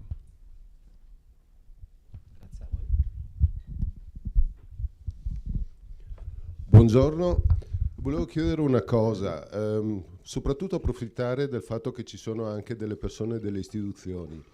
Io faccio il cuoco da parecchi anni, probabilmente chi ha una stella non ha problemi di personale perché ovviamente avrà un mucchio di email, di richiesta eccetera, ma nella gran parte della ristorazione sul litorale veneto dove ci sono tutti gli alberghi eccetera c'è chi tiene chiuso quest'estate perché non riesce a trovare personale. Nella nostra zona, che è la zona adesso UNESCO, ci sono tanti ristoranti secondo me di gran qualità, gente che si dedica dal mattino alla sera, e mi fa piacere che abbia accennato al fatto che noi ci alziamo il mattino, non sappiamo quando andiamo a letto, forse non è corretto, forse tante volte non riusciamo neanche ad aggiornarci perché non ne abbiamo il tempo materiale, però abbiamo questo problema, abbiamo un'eccellenza che è la scuola alberghiera, però non riesce a sfornare poi alla fine dei cuochi che siano disponibili sul mercato, facciamo una fatica matta a trovare del personale. Volevo sapere se era a conoscenza di questo problema, cosa ne pensava, e grazie. Allora, giusta domanda. Il problema è un po' di tutti, noi lo accentuiamo perché siamo dentro il mestiere, però tutti quei mestieri, se vuoi artigianali, ancor poco considerati in alcune situazioni, molto considerati quando torna conto, perché noi siamo così, siamo molto considerati quando torna conto e poi in altri momenti no. Però l'esempio della metropolitana che è chiusa perché la gente è ammalata è un altro esempio, non è ristorazione è proprio il momento evidentemente che colpisce le persone, è proprio il momento che a furia di essere bombardati che 10 anni fa che potevi fare lo smart working, non capisci che non è per tutti, e adesso dopo 10 anni capisci che perché Google o qualcun altro dice che bisogna andare sul posto di lavoro per lavorare, anche negli uffici bisogna andare, cazzo, scusate, abbiamo scoperto che però a Big Wave siamo arrivati con si può anche stare a casa e farlo da casa, guarda caso è il lunedì e il venerdì lo smart working. Va bene, non sono polemico, attenzione, sono assolutamente per la fedeltà e per la chiarezza delle persone, però capisci che se chiudono la metropolitana e non ci sono cuochi e chiudiamo i ristoranti è un mal comune questo. Poi prima dicevo la risposta che quando prendo i ragazzi stringo la mano, buongiorno, buonasera, e che siano educati, il massimo che io voglio, perché siamo molto abituati a prendere i ragazzi della scuola alberghiera e dire non è capace. L'hanno fatto su di me quando ero da Marchesi, lo chef diceva che io avevo la testa nel pallone, prima mi ero bloccato, per cui non ero valido, ma con la testa dura che ho, alla fine sono andato avanti, perché lui non era rispettato da me perché secondo me non mi insegnava, ma l'avevo capito io prima di lui, e B non aveva neanche le capacità di farlo, e allora lì per quello che io poi aggredivo e andavo avanti. Se prendi i ragazzi della scuola alberghiera devi sapere che prendi un ragazzo che ha l'1% di sapere e il 99% che non sa, e il più delle volte, lo garantisco, che vengono nei ristoranti e si fa presto a dire questo non sa niente, questo c'ha la testa via, non ci provi neanche a parlare perché tanto ti deve fare i lavori che tu non fai, perché sennò dovresti assumere una persona, per cui lo usi per quello, per cui è tutta una scala che va a schiantarsi, che quando la fai alla fine scivoli e cadi e t'ammazzi, ma perché non c'è un approccio secondo me corretto nei confronti di chi deve imparare, non c'è un approccio corretto nei confronti di chi deve insegnare, per cui tutta una confusione bestiale. A noi alla scuola chiamano in tanti sia a me in privato sia alla scuola, e so che adesso alla scuola devo aprire un ristorante, mandami 2 o 3 ragazzi. No. Se provate a parlare con la preside, soprattutto il preside e la vicepreside Titta Settembrale, vedete cosa risponde. Abbiamo imparato a rispondere: no, questo non è un ufficio di collocamento, qui abbiamo delle ore da fare che i ragazzi devono fare, punto. E quindi voglio parlare male di noi, poi dopo dico la parte positiva. Quindi siamo noi che dovremmo agire nella maniera tale che questi ragazzi siano motivati. E sai come li motivi? Che se vengono a fare lo stage scolastico, 3 ore devono fare, ne fanno 2 ore e mezza. Perché? Perché ti devi riposare, perché devi andare a casa. Ma nel momento in cui tu capisci che il ragazzo ti prende in giro, devi parlare con la scuola e prendere provvedimenti, cioè che bigia al lavoro, che bigia alla scuola, che non è educato, che si presenta sporco, che non saluta. E no, ma perché poi, sai, meglio lasciar correre. No, gli omertosi così non vanno bene, e bisogna dirle le cose quando è il momento, perché i ragazzi sono più furbi di noi, perché capiscono di più di noi, perché sono più energici di noi. E vi garantisco che ce ne sono tanti bravi, molto più di quelli pessimi, molto di più. Però, come diceva Marchesi, l'esempio è la più alta forma di insegnamento. Se tu non gli insegni che 2 volte al giorno, quando entri e esci dalla cucina, devi stringere la mano, cazzo, non lo fanno. E per me stringere la mano è la cosa fondamentale, perché tu entri, ti arrabbi, e poi esci, vai, stringi la mano, ti guardi negli occhi e poi vai. Se non ti va di farlo, va bene, vai da un'altra parte. Però è quello che dicevo prima, è l'educazione su cui bisogna insistere. È l'educazione morale, è l'educazione gestionale. Certo che poi io faccio fatica a tenerli, più delle volte bisogna dire: oh ragazzi, a casa, allora così mi va bene, ma non quella dove io prenda spunto dalle scuole per l'ufficio di collocamento. Le scuola non significa ufficio di collocamento. Bisogna aiutare i professori che fanno il mestiere, devono essere attenti i professori che fanno il mestiere. La divisa in cucina, quando io ho accettato il progetto, io non ho chiesto l'estereo, non ho chiesto niente, ho chiesto solo un po' di regolarità negli approcci. In cucina si viene con la giacca bianca, il grembiule bianco, il pantalone nero o quadrettato, si viene puliti. All'inizio, quando un paio di professori volevano dagli alunni e mi si presentavano, scusate, qui vado proprio, forse faccio male a dirlo, con i jeans tutti tagliati e 7 orecchini e volevano dire ai ragazzi di venire a scuola con un certo modo di essere, capisci che c'è qualcosa che non va. Perché se al ragazzo tu fai vedere le cose, l'esempio, il ragazzo lo fa. Poi quando capirà che sarà in uscita dalla scuola, dopo la scuola avrà un'opportunità di giudizio, perché è stato educato e ha fatto una scuola corretta. Poi quando finisce, se è bravo, comincia a camminare con le sue gambe, comincia a decidere lui stesso quello che deve fare. Quando io ho fatto i 3 tristellati più Pierre Hermé, io ho visto fare all'epoca, un esempio strano, il foie gras in 4 situazioni diverse. Per i primi anni lo facevo come l'avevo visto fare da Ducasse piuttosto che da Marchesi, e dopo altri anni ho deciso di farlo nel modo mio, che secondo me adesso è perfetto. Poi adesso non lo uso neanche più il foie gras, lo usiamo pochissimo. Però quello che noi dobbiamo dare, ristoratori o scuola, è un'educazione a questi ragazzi che abbiano poi una volontà di fare. Certo, poi le leggi ci devono aiutare. È impensabile che noi abbiamo più o meno una percentuale molto alta di persone in più assunte per coprire gli orari, per far sì che i ragazzi facciano gli orari corretti. È un problema mio, però c'è il problema. come dicevi. Per cui non è facile. Sono sicuro invece che con le varie associazioni, con la volontà di fare della ristorazione di più alta qualità, di sempre più alta qualità, perché quando ho iniziato c'era solo un 3 stelle che era Marchesi, per cui adesso ce ne sono 14, per cui anche i giovani hanno un'opportunità bestiale per poter imparare.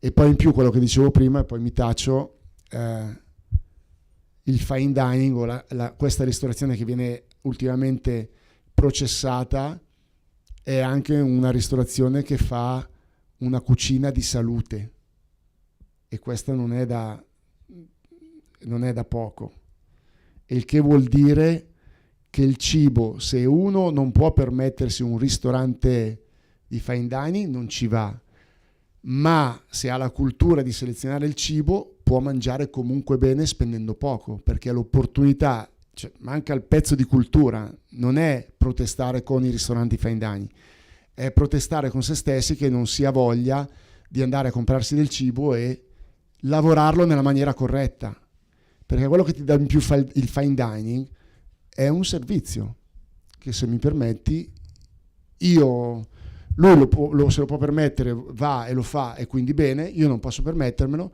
ma ho la possibilità di mangiare bene, perché se vado a fare la spesa e compro la materia prima di stagione e di qualità, io posso mangiare bene. Quindi se dici che il fine dining è finito, non è vero, perché ti dà il servizio più il cibo.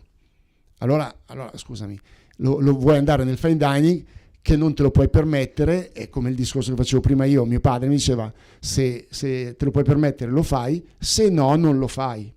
Ma non è che mi dicesse non puoi più lavorare per tutta la vita, o per tutta la vita sarai sfigato perché non apri il ristorante. Lui mi diceva: se puoi, se copri i costi, se fai tutto quello che la regola vuole, lo fai, se no no.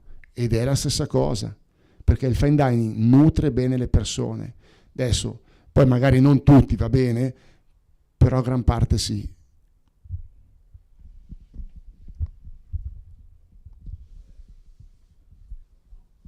Qui davanti, prima fila. Chef, buongiorno. Qual è oggi la parte migliore e la parte peggiore del tuo lavoro? Ma faccio fatica a rispondere perché vedo tutta parte migliore. Parte peggiore, forse che sono troppo cerebrale in molte situazioni, continuo a pensare, quella è la parte peggiore per me. Però non ho mai vissuto momenti di sconforto, li vivo, però poi so che quello che faccio lo faccio in maniera chiara e onesta, per cui tanto un lavoro lo devi fare. Se poi il problema è cambiare in maniera repentina, questo lo dico per i giovani, nel momento in cui iniziate un qualsiasi mestiere andate avanti, e il problema è che il cambio repentino che ti porta a non avere professionisti, a non avere opportunità personali poi di lavoro. E io tutto questo l'ho fatto perché ho sempre visto un'opportunità diversa da quella che fosse la cucina. Io muoio a essere legato, cioè se mi dici per tutta la vita di stare in cucina ti dico cambio subito. Ed era possibile questo, però mi piace talmente tanto il mio mestiere che ho scoperto mondi che non avrei mai pensato di affrontare, come il design. Se voi andate sul nostro sito, oltretutto da oggi dovremmo avere quello nuovo, per cui oggi o domani, se andate su, vedrete tutto. Noi abbiamo tutta una parte di libri che abbiamo scritto, e poi tutto il mondo del design che ho scoperto, che è quello che mi aiuta ad andare avanti, a motivarmi a non cadere nella routine, che è quella che molte volte si rischia di cadere. Però lo faccio su di me, ma lo faccio altrettanto sui ragazzi, perché so che quando si è saturi si rischia poi il cambiamento non ragionato, ma rischi il cambiamento, ed è quando fai il cambiamento così veloce che poi sbagli. Ecco, chef, ho capito del tu e del lei, la condividiamo, io ti darei del tu, ma per rispetto uso il tu e lei, va bene. Abbiamo parlato tanto di impresa oggi, Io ho respirato la passione, ho respirato un percorso incredibile, sono affascinato da quello che ho sentito, abbiamo tanto parlato di impresa, con la relativa sostenibilità economica, sociale, ambientale. Un ristorante, fra virgolette, è una piccola fabbrica. Ci sono processi, selezione del personale, selezione del fornitore, rispetto del fornitore mi è piaciuta molto. In tutto ciò devo fare una battuta e una domanda e sto veloce. C'è un ristoratore importante della fascia collinare nostra che dice questa cosa, la posso dire in dialetto, poi la traduco. Ristoranti che verde che ne tanti e che resta verti che ne pochi. Il senso, si è capita. Qual è l'errore più grave che fa un ristoratore che non riesce invece ad andare avanti? Anzi, 2, ne concediamo 2. Tante situazioni. La prima è la testa. Cioè, se perdi la testa per qualcosa, ma questo accade in tutti i mestieri, nella vita in generale, e il ristoratore è uguale. Per cui perdi la testa per qualcosa, è uno. 2, siccome hai degli incassi immediati, molte volte avendo la liquidità rischi di fare il passo più lungo della gamba, cioè di spendere più di quello che guadagni. Molte volte la non conoscenza ti porta a fare il passo più lungo, cioè avere una cantina di X bottiglie di investimento, va bene, la cantina la fai solo col tempo, altro tempo che dicevamo.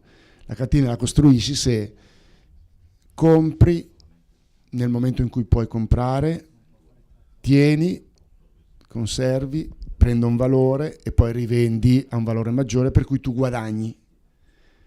Il problema è che adesso, quando parli anche con molti giornalisti, io vedo le ultime volte, questo guadagna 10 milioni l'anno, è fatturato. Fattura 10 milioni l'anno, per cui un guadagno di 10 milioni l'anno. Siamo ai livelli così, Io vi faccio vedere un paio di articoli, se Google adesso vi faccio vedere, io 2 articoli sono usciti 2 settimane fa, questo è il risultato. Cioè, è una bestemmia. Per cui se uno perde la testa, se uno fa il passo più lungo della gamba, è naturale che tu vai giù. La cantina è uno di quei settori in cui negli anni 80, inizio 90, ci si svenava per farla, si è capito che bisognava cambiare. Noi abbiamo iniziato 20 anni fa, io avevo 30 etichette, Grignolino, Prosecco, Bonarda, Barbera, ok? 32 etichette. Adesso ne abbiamo qualche migliaio, che però non è un fondo a perdere, ma è un fondo che è stato investito, ammortizzato, lo ammortizziamo negli anni, prendiamo valore come cultura del vino, come carta, e a me va bene, Se avessi fatto altre scelte, probabilmente, se avessi iniziato facendo il tristellato 20 anni fa, quando iniziavo slirato, se avessi iniziato a mettere le bottiglie di vino, evidentemente ero tra quelli che aprivano e chiudevano. Dopo 20 anni, 22 anni, che è di più, se dovessi ritirarmi è perché lo decido io, ma non perché l'idea non è stata volgarmente comprata. Perché poi tutti parlano, e quando uno ha le idee devono essere, ahimè, vendute e comprate. Perché sennò, ricordatevi ragazzi, che non è un'idea. Cioè non è che gli altri non capiscano niente. Perché c'è lo champagne, c'è il Franciacorta, e questi signori qua hanno coperto tutto, ok? Della bravura. Sono 3 cose diverse, Però perché non ci poteva stare, ci sono arrivati 20 anni fa, 22 anni fa non era così, 30 anni fa il Prosecco non era così. È perché tanto applicarsi, tanta passione, tanto crederci, e sono arrivati a fare lo spumante più venduto al mondo. Ok? La nostra fa 90 milioni. Ok. È un altro settore, cioè non è quello champenoise, va bene, però il progetto è arrivato a fare qualità. Per cui questo perché sto dicendo? Perché comunque devi credere in quello che fai, devi avere la passione, e se no ti perdi, ma ripeto, si perdono ristoratori, ma si perdono tante altre situazioni. L'ultima domanda, poi ho la segnalazione che poi dopo dobbiamo... Questa è una domanda a Sì, pagamento. forse perché c'è qualcosa in cottura e poi... Sono un produttore di latte, rappresento Aprolav e abbiamo una grande preoccupazione: i formaggi senza latte oppure i cibi sintetici. Cosa pensi tu? Penso positivo. Positivo? Stavo dicendo, non ho finito il vino. Guardate che siamo in una situazione in cui stessa cosa, per cui i nostri genitori hanno fatto la guerra, i nonni, e sono venuti fuori dalle macerie. Noi le macerie non ce le abbiamo, per cui siamo già al 50% di lavoro fatto, finito, perché abbiamo già le case, sappiamo già dove andare a dormire, sappiamo già tutto. La carne in laboratorio, quando ci sarà la tracciabilità, la proveremo, perché comunque non sono io e neanche lei che dirà via tutti, ammazziamo le bestie. Se il mondo va lì, sicuramente ci adegueremo a quello. Il vino lo sta già facendo. Adesso mi viene un po' da ridere quando mi fanno assaggiare i centrifugati imbottigliati, io li chiamo, no alcol, che hanno, senti questo profumo di rapa rossa, perché va bene, ma li faccio più buoni io. Perché? Perché li faccio freschi. Quando uno non beve alcol da me, facciamo il centrifugato con verdure, spezie, agrumi, frutta, che è quella nuova moda che c'è, per cui uno si adegua in base all'esigenza che c'è. La carne in laboratorio sarei curioso di assaggiare, non mangerei sicuramente gli scarafaggi, quelli no, sicuramente, anche se è di moda, va bene. Il latte sicuramente è una cosa molto, molto bella, dal colore, che è puro, che è bontà, che è... se non viene bistrattato dall'uomo, secondo me il latte verrà utilizzato. Certo, fasciarsi la testa prima di darsi la botta è un po' dura farlo, anche perché la cucina, le carni, diciamo, quando si acquistano, così come i pesci, c'è una parte di scarto molto alta.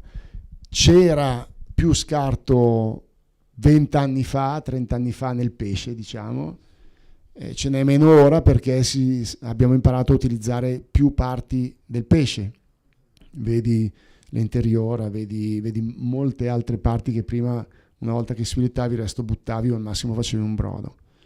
Così succede nelle verdure, così succede nel fatto di dare non formaggi non creati dal latte, ma dare un'alternativa di consistenza non creata dal latte, perché il grande errore è la comunicazione. Il Beyond Meat, che è saltata totalmente, è perché ha cominciato a chiamare hamburger una cosa che non era hamburger, ha ingannato, fino a che siamo stati ingannati, abbiamo abboccato, abbiamo comprato l'hamburger vegetale e poi, me lo confermi, no? Tutto sta nel come si compone la comunicazione, perché io non ero allergico, sono diventato allergico alla frutta secca, alla mela, la buccia, mangiavo solo frutta e verdura io. Ragazzi, se non voglio che mi si gonfiano le labbra devo diminuire, perché sennò mi ammazzo, per cui mi devo adeguare alla situazione. Se voglio fare un periodo di detox no lattosio, vado sui formaggi stagionati, oppure voglio una consistenza, vado su un fermentato di mandorla, che non posso neanche quello. Adesso abbiamo fatto uno per me con un fermentato di semi di girasole, ha una consistenza di una cremosità di un formaggio, non lo è, ma non lo chiamo formaggio. Cioè, l'importante è non ingannare. Mia madre mi diceva vai che domani vediamo, non mi diceva vai che domani stai a casa, oppure oggi stai a casa. L'importante è non ingannare. Evidentemente qualcuno, Beyond Meat, l'ha capito.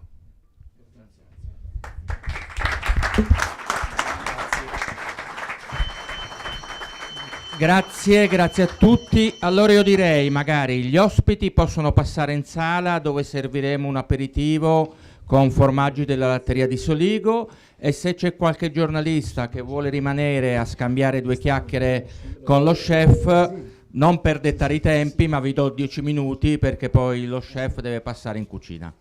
Grazie. sì, do vuol dire via.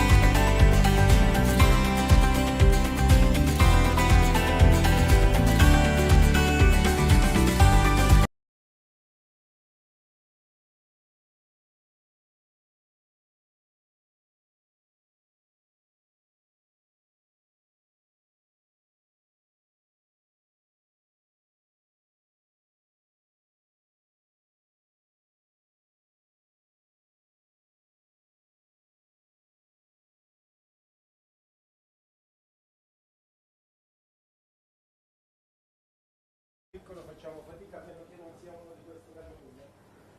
Però è sempre... Funziona su qua, no? Sì, dobbiamo farne un po' di più. Ok, allora buongiorno a tutti. Come funziona qua? State registrando? Cosa devo fare? Cosa... Allora, lei ci dica di cosa ha bisogno. Qui ha 6 ragazzi delle nostre classi quinte che sono qui per darle una mano. Noi abbiamo cercato di allestire la mise en place quanto più vicina è possibile al suo pensiero. Quindi abbiamo messo allora, facciamo così. La cottura degli asparagi e del fondo di asparagi già filtrato. Quello di prima era quello questo. Di prima l'ho già filtrato e poi l'ho rimesso su con dell'alzata. Va bene. Allora vi racconto come faccio io il riso. Questi sono gli asparagi, perfetto.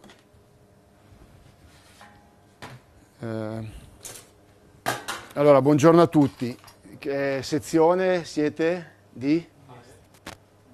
Quarta? Ragazzi, classe 2 di quinta G, quinta E. Tutte quinta, quindi l'anno prossimo siete pronti per andare E infatti c'era già qualcuno che chiedeva, ma nel mondo?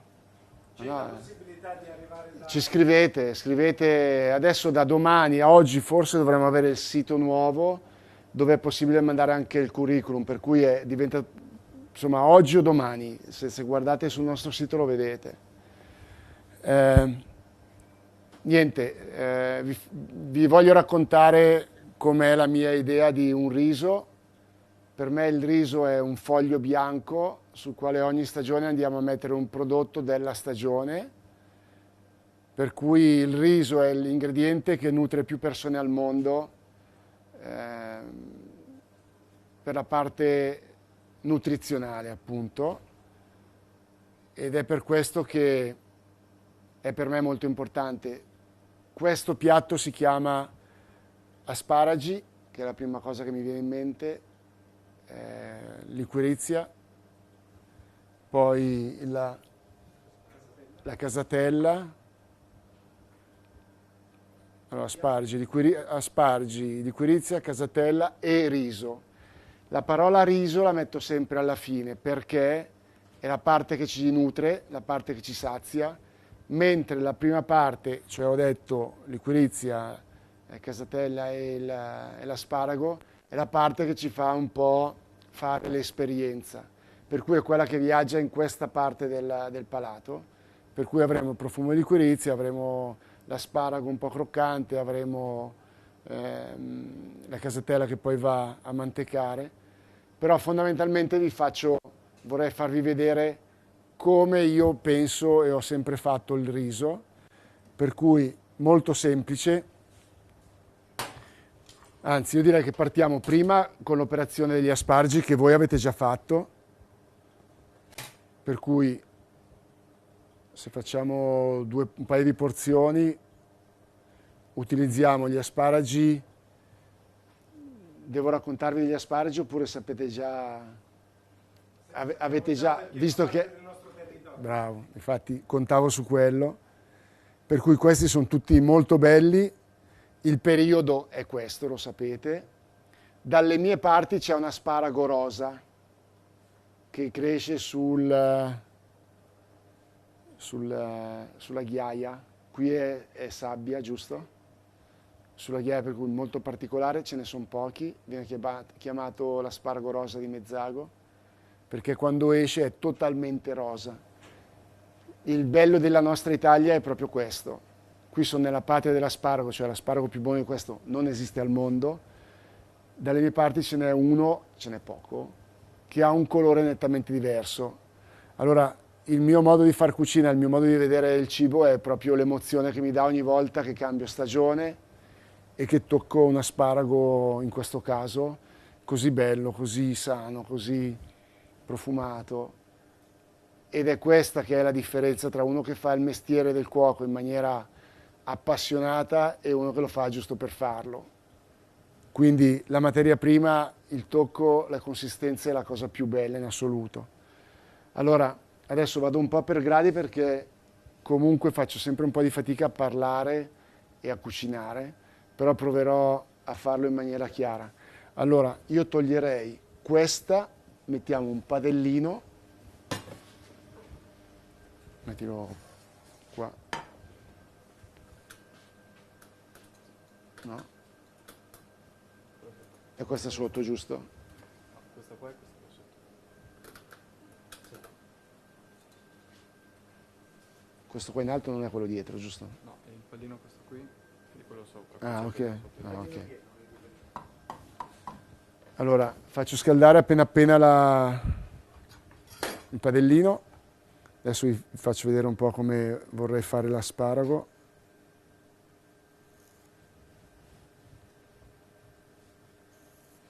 Taglio a becco di flauto, giusto per dare anche una forma.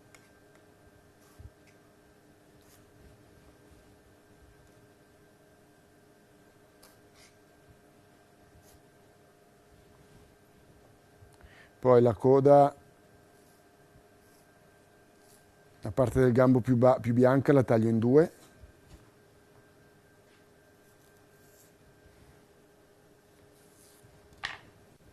Questi prima li abbiamo sbucciati,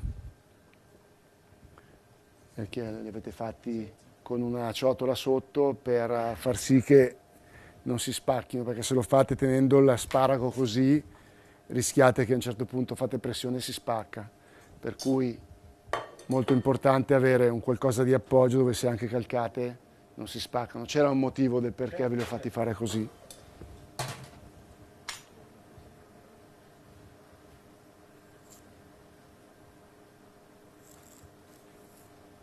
Poi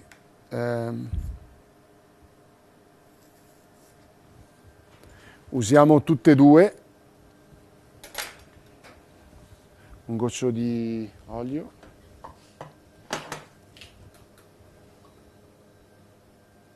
Ancora, poco ancora.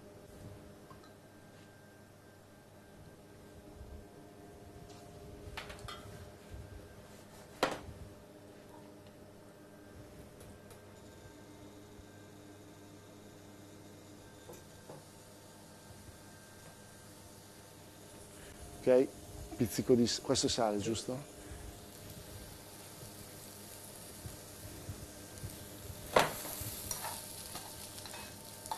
Li facciamo appassire piano piano, cioè appassire, facciamo arrostire piano piano.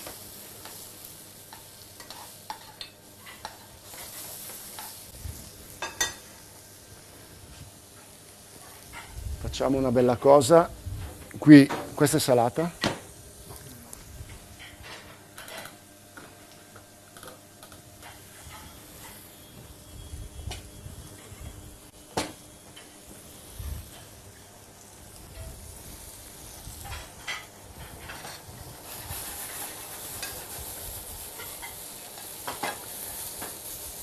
Faccio arrostire piano piano questi gambi, quindi la parte della coda.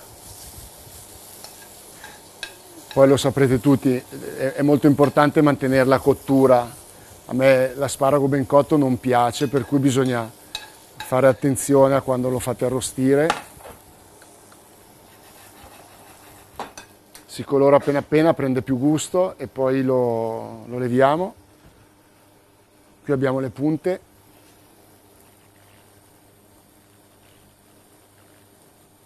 Acqua bollente salata. Adesso questa è un po' grossa, avrei preso un pentolino così e di solito quando si fanno le piccole porzioni è bene utilizzare la pentola adatta. Facciamo un minuto e va bene. Una schiumarola c'è. C'è lì un pochettino di ghiaccio per caso. Toh, prendi questa.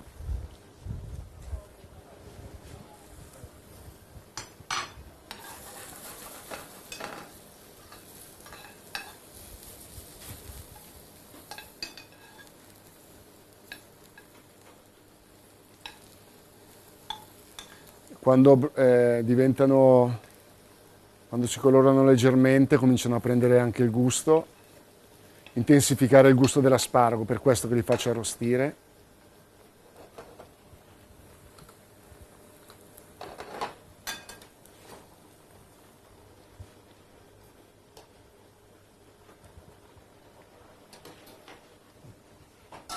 Grazie.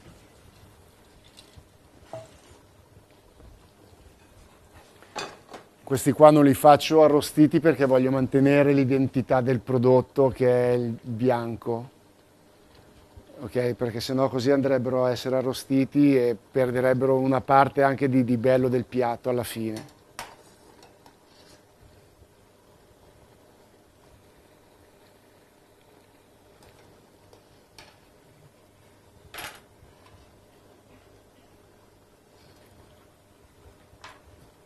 Un secondo ancora.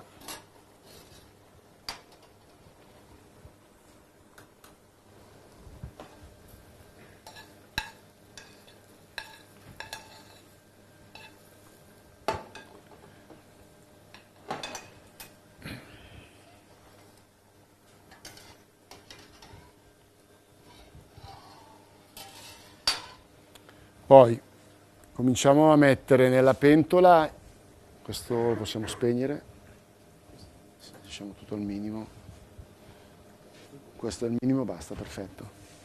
Allora, pentola vuota, senza grasso, senza niente.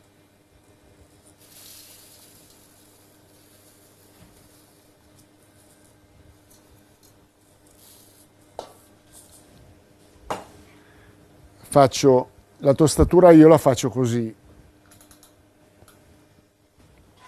a secco. Adesso tolgo gli asparagi, un secondo ancora. Faccio la tostatura a secco perché dal mio punto di vista mettere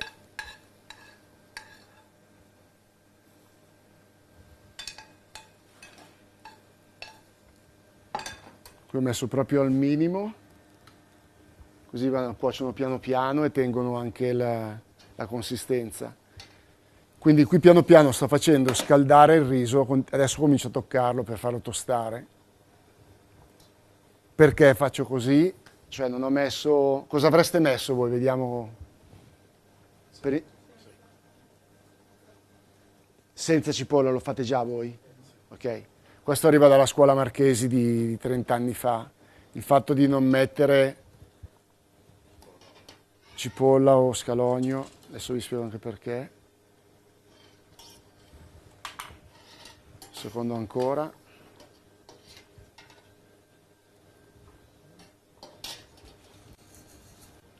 Quindi se non mettete la cipolla, perché non la mettete?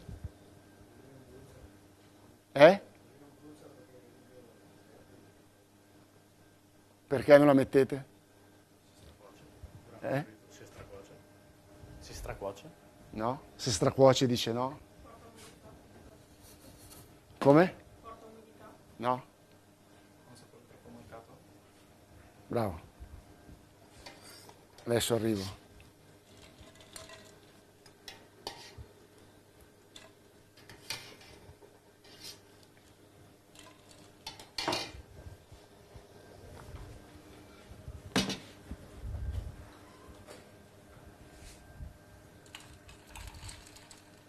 Ok, questi teniamoli lì.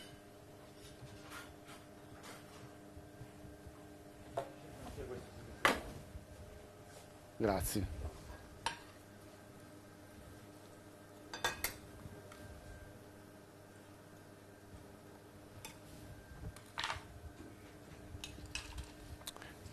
Carta, un pezzettino di carta.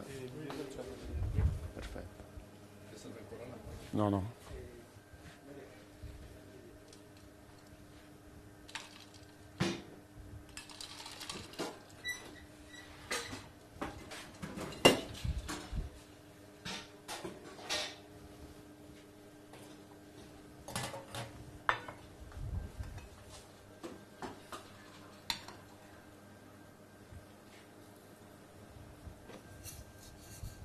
Adesso riprendo a parlare.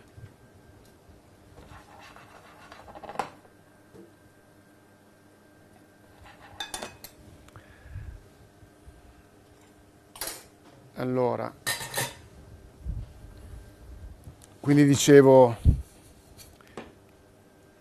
nel classico c'è la cipolla, giusto? Soffritto, e se non lo mettete la prima cosa che mi domanderei è perché non la metto. Allora, perché, come ti chiami Samuele? Perché se dico che chiamo un riso asparagi, liquirizia e casatella e riso, evidentemente non ho bisogno di un altro ingrediente che si chiama cipolla, perché facendo il soffritto, a parte che con i soffritti si appesantisce sempre di più il cibo e poi devierebbe la parte che a me interessa di più, cioè quella che il piatto sappia di riso, perché è talmente imponente la cipolla, poi scaldata con l'olio o col burro, che andrebbe a coprire la bontà del piatto finito alla fine. Allora è per quel motivo lì che io non metto nessun grasso iniziale.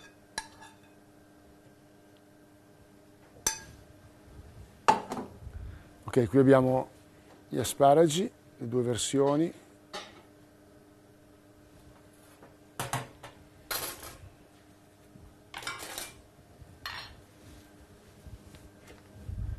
Ok, iniziamo col riso, adesso lo tocco, per cui adesso comincia a essere caldo. E perché lo tosto il riso? Per? No. Per gli amidi, dice. Se fossi stato un chimico ti avrei detto di sì, forse, non lo so, sono un cuoco. Per cui vado un po' più a fondo. Per far rilasciare più lentamente gli amidi durante la cottura. No, gli amidi no. No, non per sigillarlo, ci vuole un po' di colla per sigillarlo, ti prendi un po' di colla e lo sigilli. No, come dicevi? Eddie. Per il gusto, allora, se voi sentite, senti qua, no, senti il profumo di tostato? Lo senti? È il profumo, fatevelo passare. Toccatelo che è caldo e sentite sotto il naso.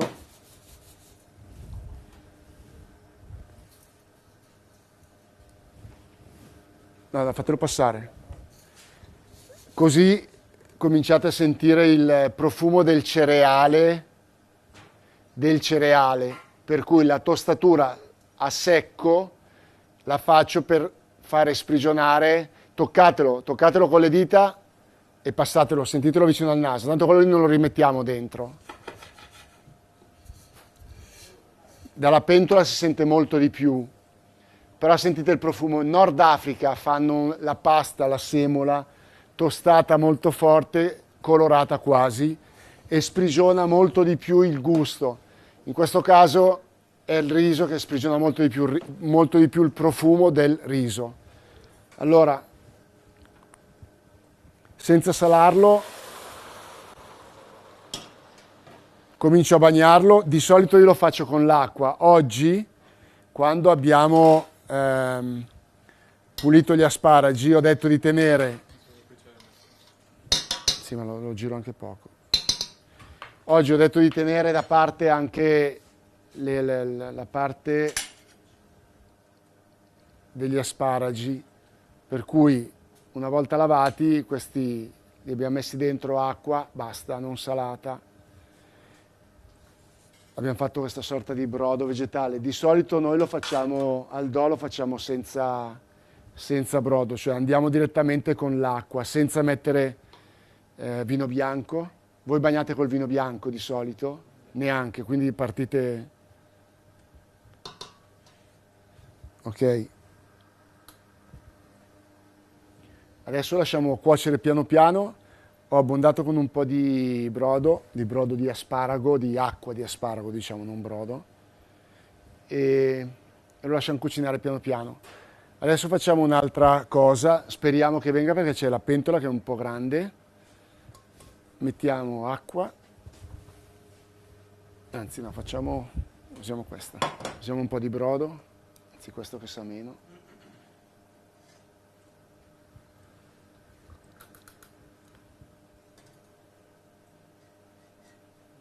Allora,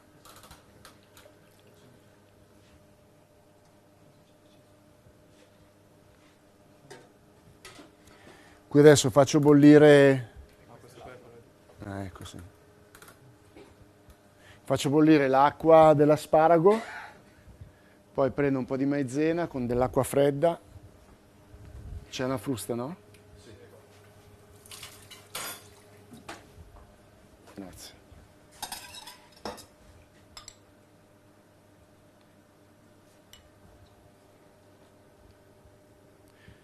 Quanti minuti ha questo riso, avete visto voi?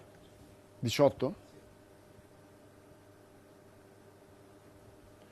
Poi è molto importante quando fate i risi che sia steso, perché se prendete un diametro più stretto e mettete più riso, dovete continuare a girarlo, e se continuate a girarlo rischiate di spaccarlo più di quanto io possa fare adesso. Per cui qui c'è quasi un'uniformità, è quasi piatto, e cosa succede? Che tutti i chicchi cuociono piano piano piano e si può arrivare a una cottura al dente perfetta. Adesso faccio bollire questa acqua di asparago. Qui ho un po' di maizena. Poi tiriamo fuori un po' di quella... Sì, la mettiamo in un ciotolino. Preparo la salsa che andrà a completare il piatto con la maizena, l'acqua.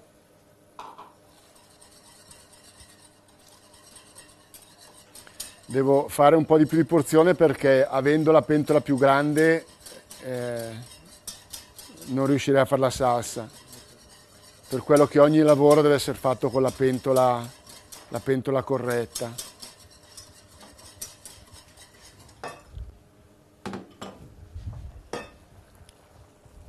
Poi avete un po' di zucchero? Metto un po' di sale. Quindi salo l'acqua addensata.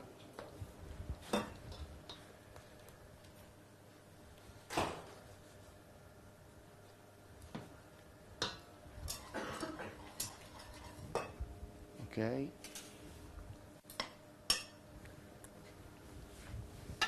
Sempre assaggiare, dovete abituarvi ad assaggiare tutto in cucina.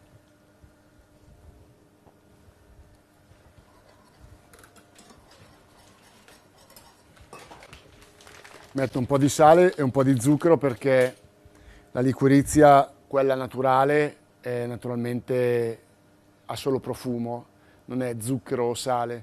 Poi è il nostro palato che l'abbina più delle volte allo zucchero piuttosto che al sale.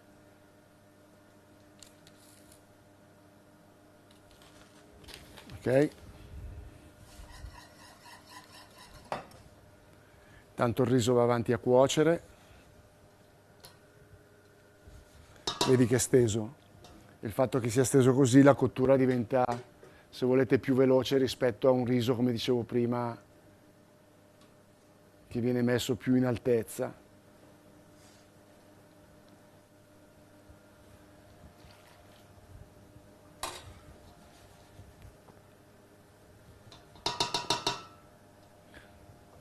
Ok, adesso ho fatto intiepidire la salsa, questa è la densità.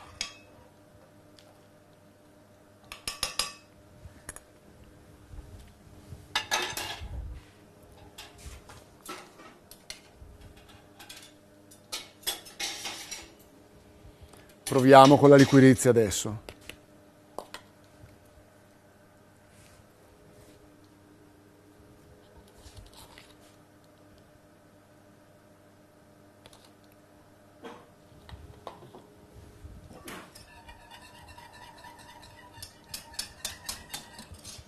C'è un po' d'acqua per me, un goccino d'acqua da bere? Sì.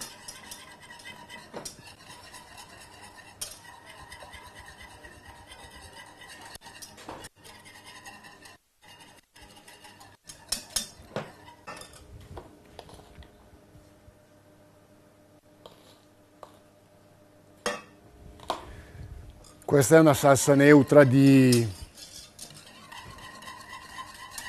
liquirizia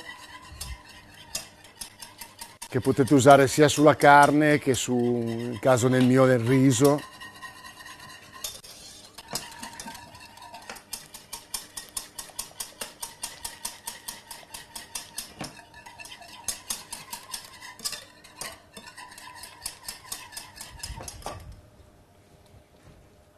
Vedete, il riso così piano piano non si attacca, non lo dovete girare tanto perché comunque il calore da sotto non fa in modo di prosciugare subito l'acqua e quindi si può fare una cottura uniforme. Grazie.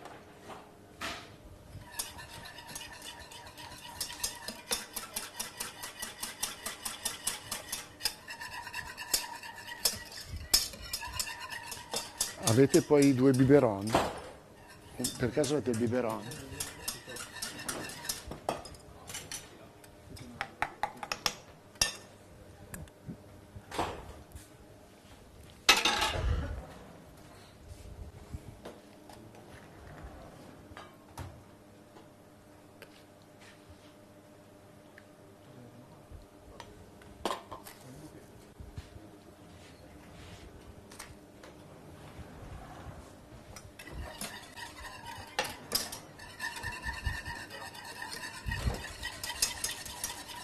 Allora, provatela anche voi, però buongiorno, se volete assaggiare mi dite se sentite la liquirizia.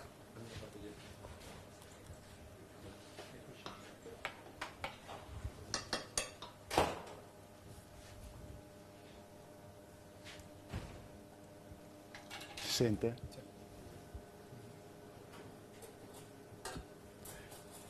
Io di solito uso una liquirizia calabrese che è quella di Amarelli, che è la storica, hanno 300 e passanni di casa, di storia.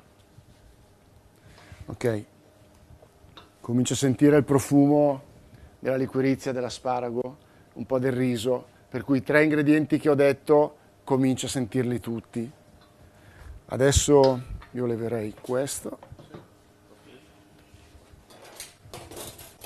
Questa via.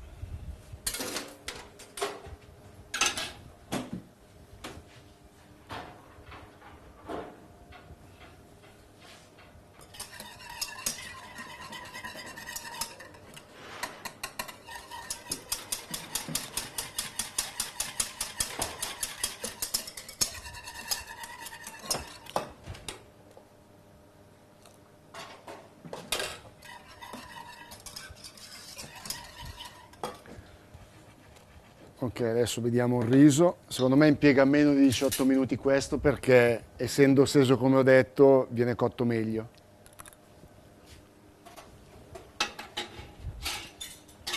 Provalo anche tu.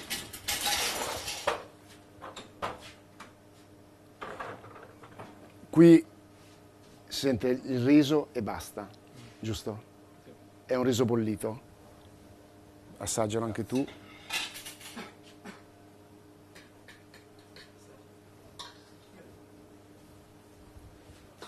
Vai.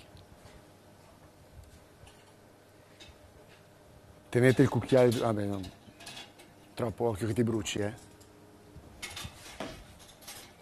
La cottura? È ancora indietro. Per me questa è molto buona, però ascolto voi.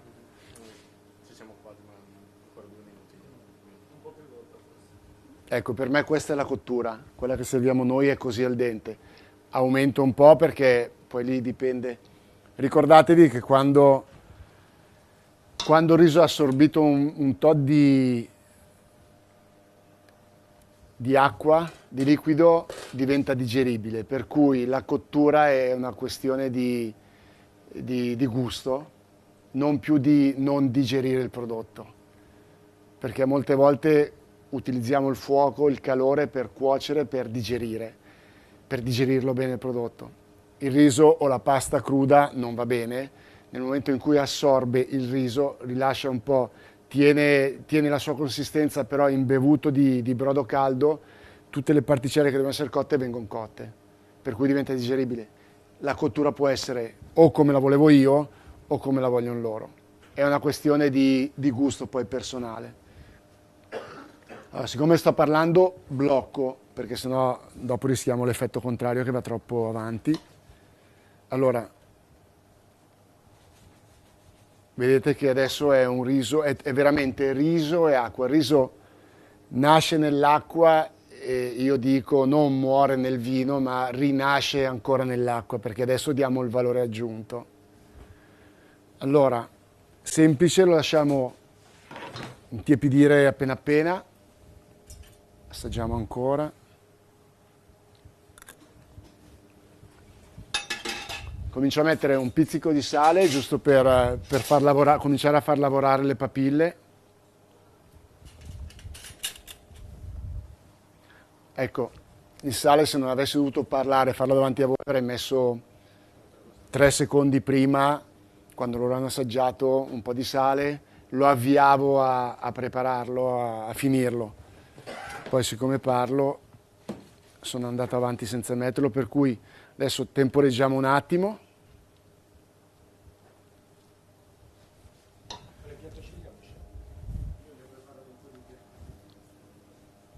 Too much, troppo grandi. Perché? Poi vi spiego perché. Perché per completarlo tutto, se no facciamo quello lì. Facciamo quei 2 lì. Sì.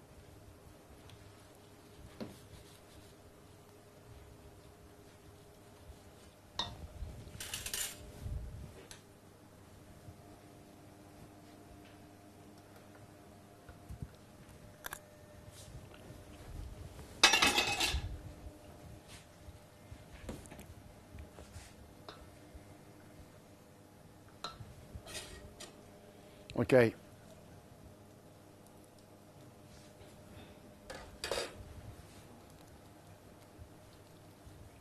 Adesso possiamo mantecare. Abbiamo atteso un attimo.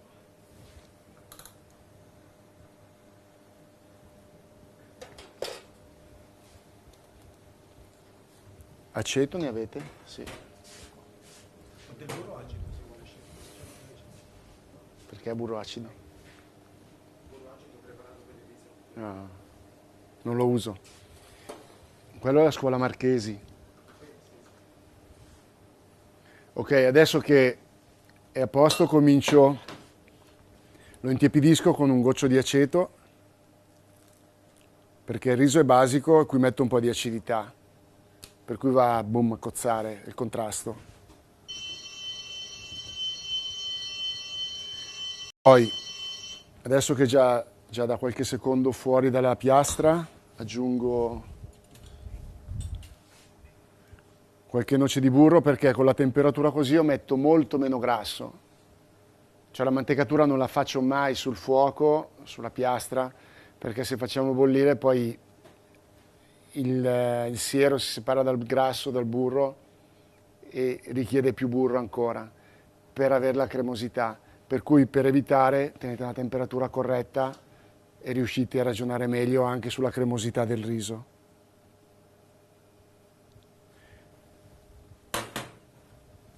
Metto l'altro formaggio.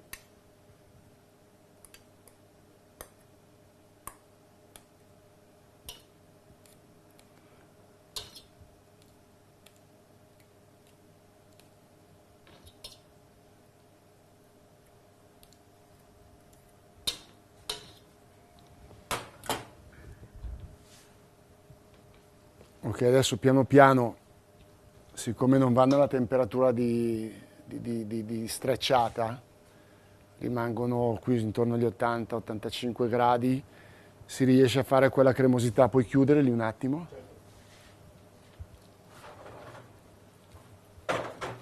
Quella cremosità che vorremmo dare al riso.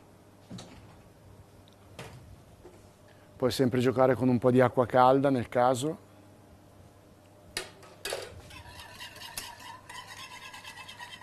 Provate questo se va bene adesso, ragazzi. Fatelo con la forchetta, magari col retro, come ha fatto lui prima.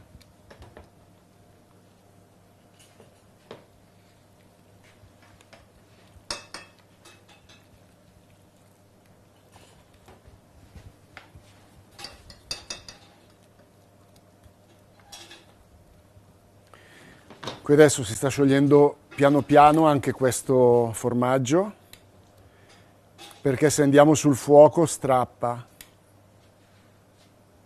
per cui lo aggiungo in base al gusto che voglio dare e non perché ho bisogno di renderlo cremoso, perché adesso con questa temperatura qua piano piano si scioglie e si amalgama bene al riso. Se io vado su per fare più in fretta, a dar fuoco, ad alzare la temperatura, poi rischiate l'effetto contrario.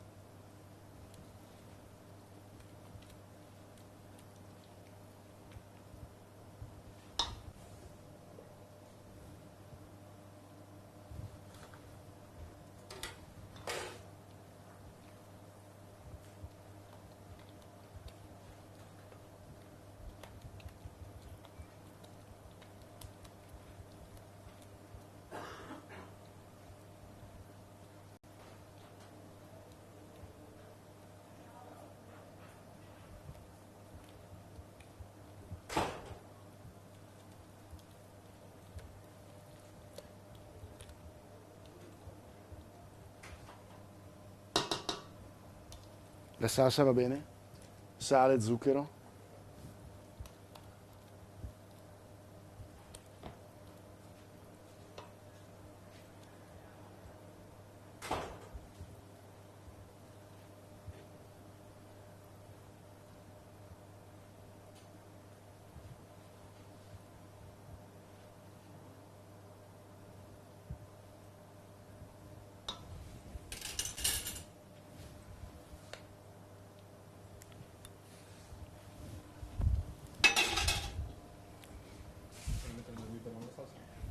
Aspetta, no, aspetta.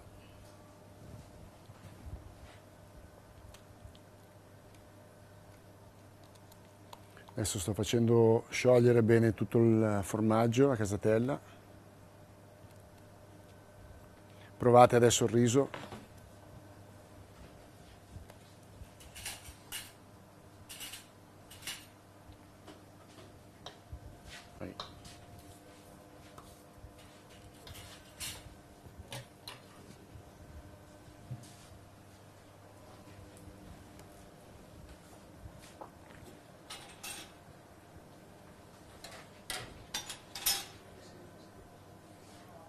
Appoggiali lì con un foglio di carta e una ciotolina anche. Questa. Anche questi. Com'è? Com'è? L'acidità la senti?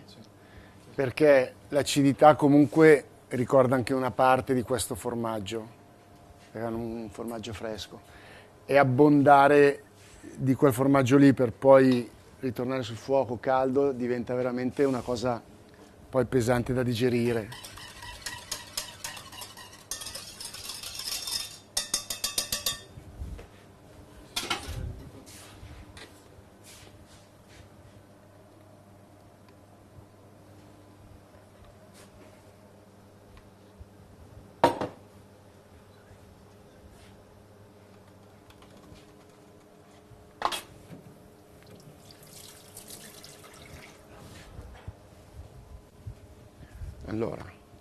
Allora la salsa va bene?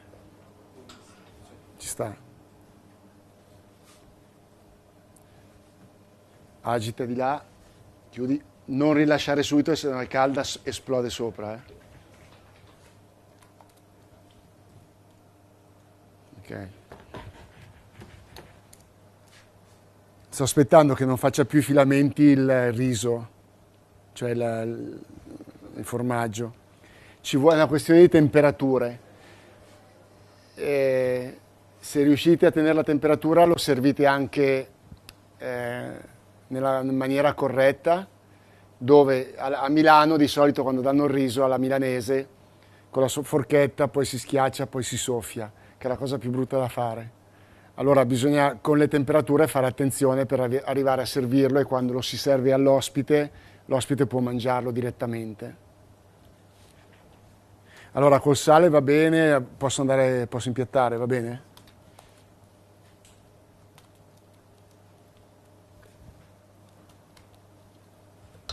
Vedete come continuo a toccare per non creare il problema del risultato che io alla fine voglio. Ok, quelli di lì possiamo andare.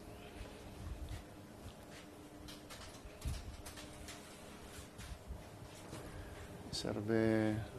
No, è per non sporcare il tagliere. Questo è un tagliere, no?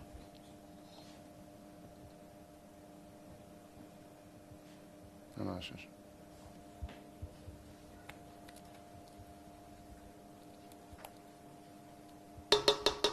Un piatto vuoto.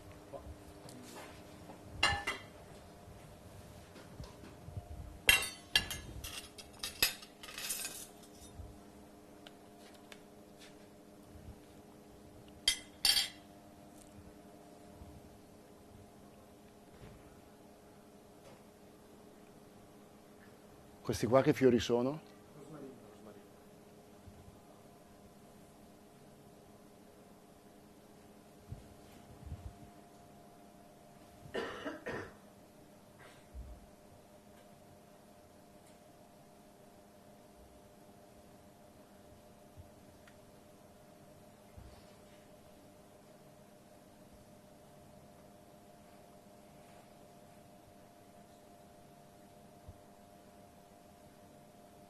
Ok.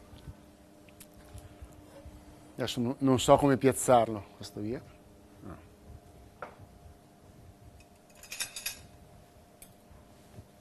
Questi li ho intiepiditi con l'acqua, un po' di acqua calda.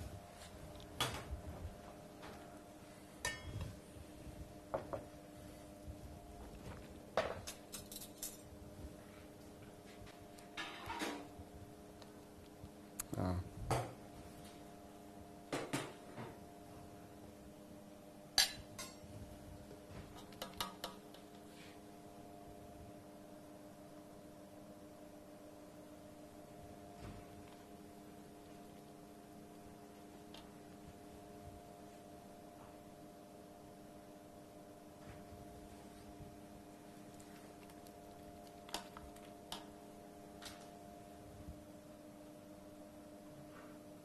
Vedete che non fa il filamento perché la temperatura è perfetta e se lo mangiate adesso supera i 36 gradi, arriva a 55-58 gradi ed è il momento giusto per i profumi e per poterlo mangiare.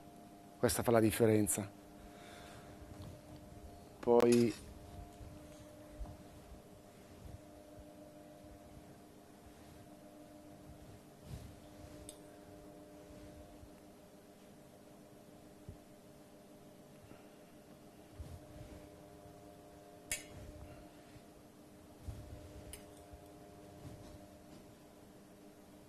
siccome vi ho detto che il riso nutre e l'asparago è quello che ci fa fare, che ci dà la tonalità al piatto,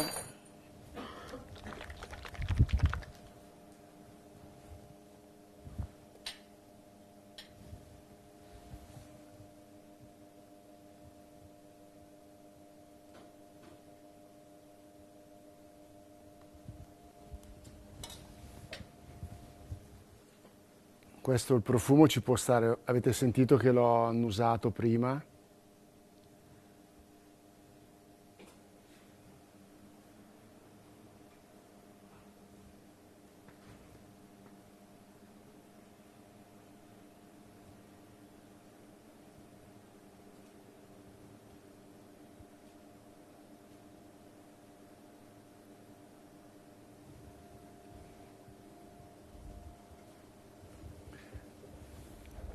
Allora, se qualcuno volesse assaggiarlo, ne facciamo un altro qua.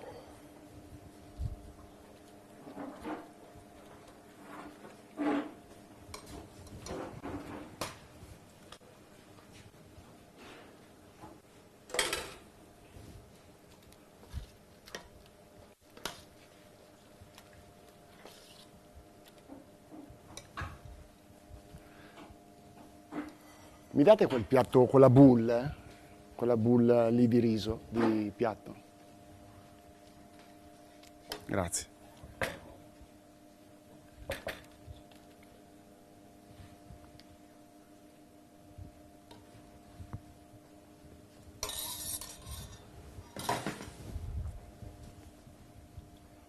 Facciamo un'altra soluzione.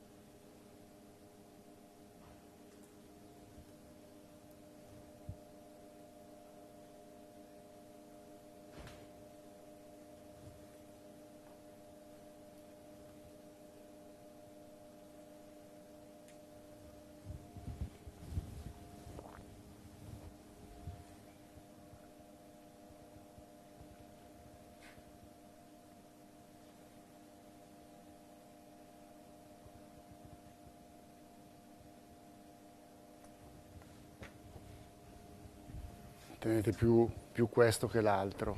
Aspetta. Se volete assaggiarlo. Ma perché si è trattata con la maniera al bilanciamento giusto, con l'asparago, questa parte terrosa che viene fuori, secondo me si abbina bene. Complimenti. Liquirizia. Anche il maialino, in Calabria fanno il maialino con la... assaggiatelo ragazzi. Anche da lì prendi un po' e un po'. Grazie.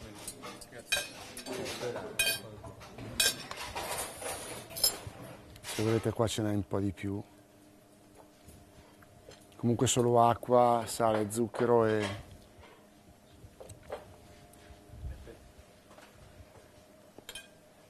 Però è una liquirizia in polvere questa. Si sente, però ho dovuto aggiustare con sale e zucchero. E allora esce un po'. E non copre neanche la cremosità del riso lì.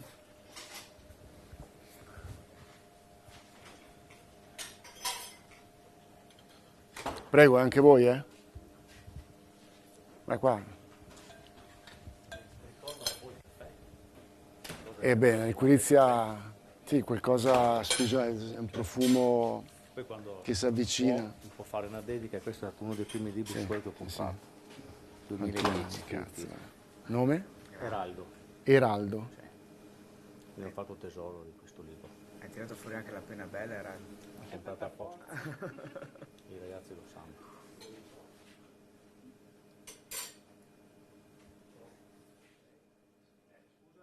Sì. Sì, certo. Grazie di essere stati con noi e mi spiace non poter condividere il cibo, ma vi garantiscono loro che il... com'era? Sta.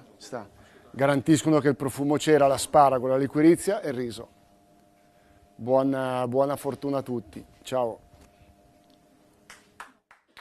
Grazie.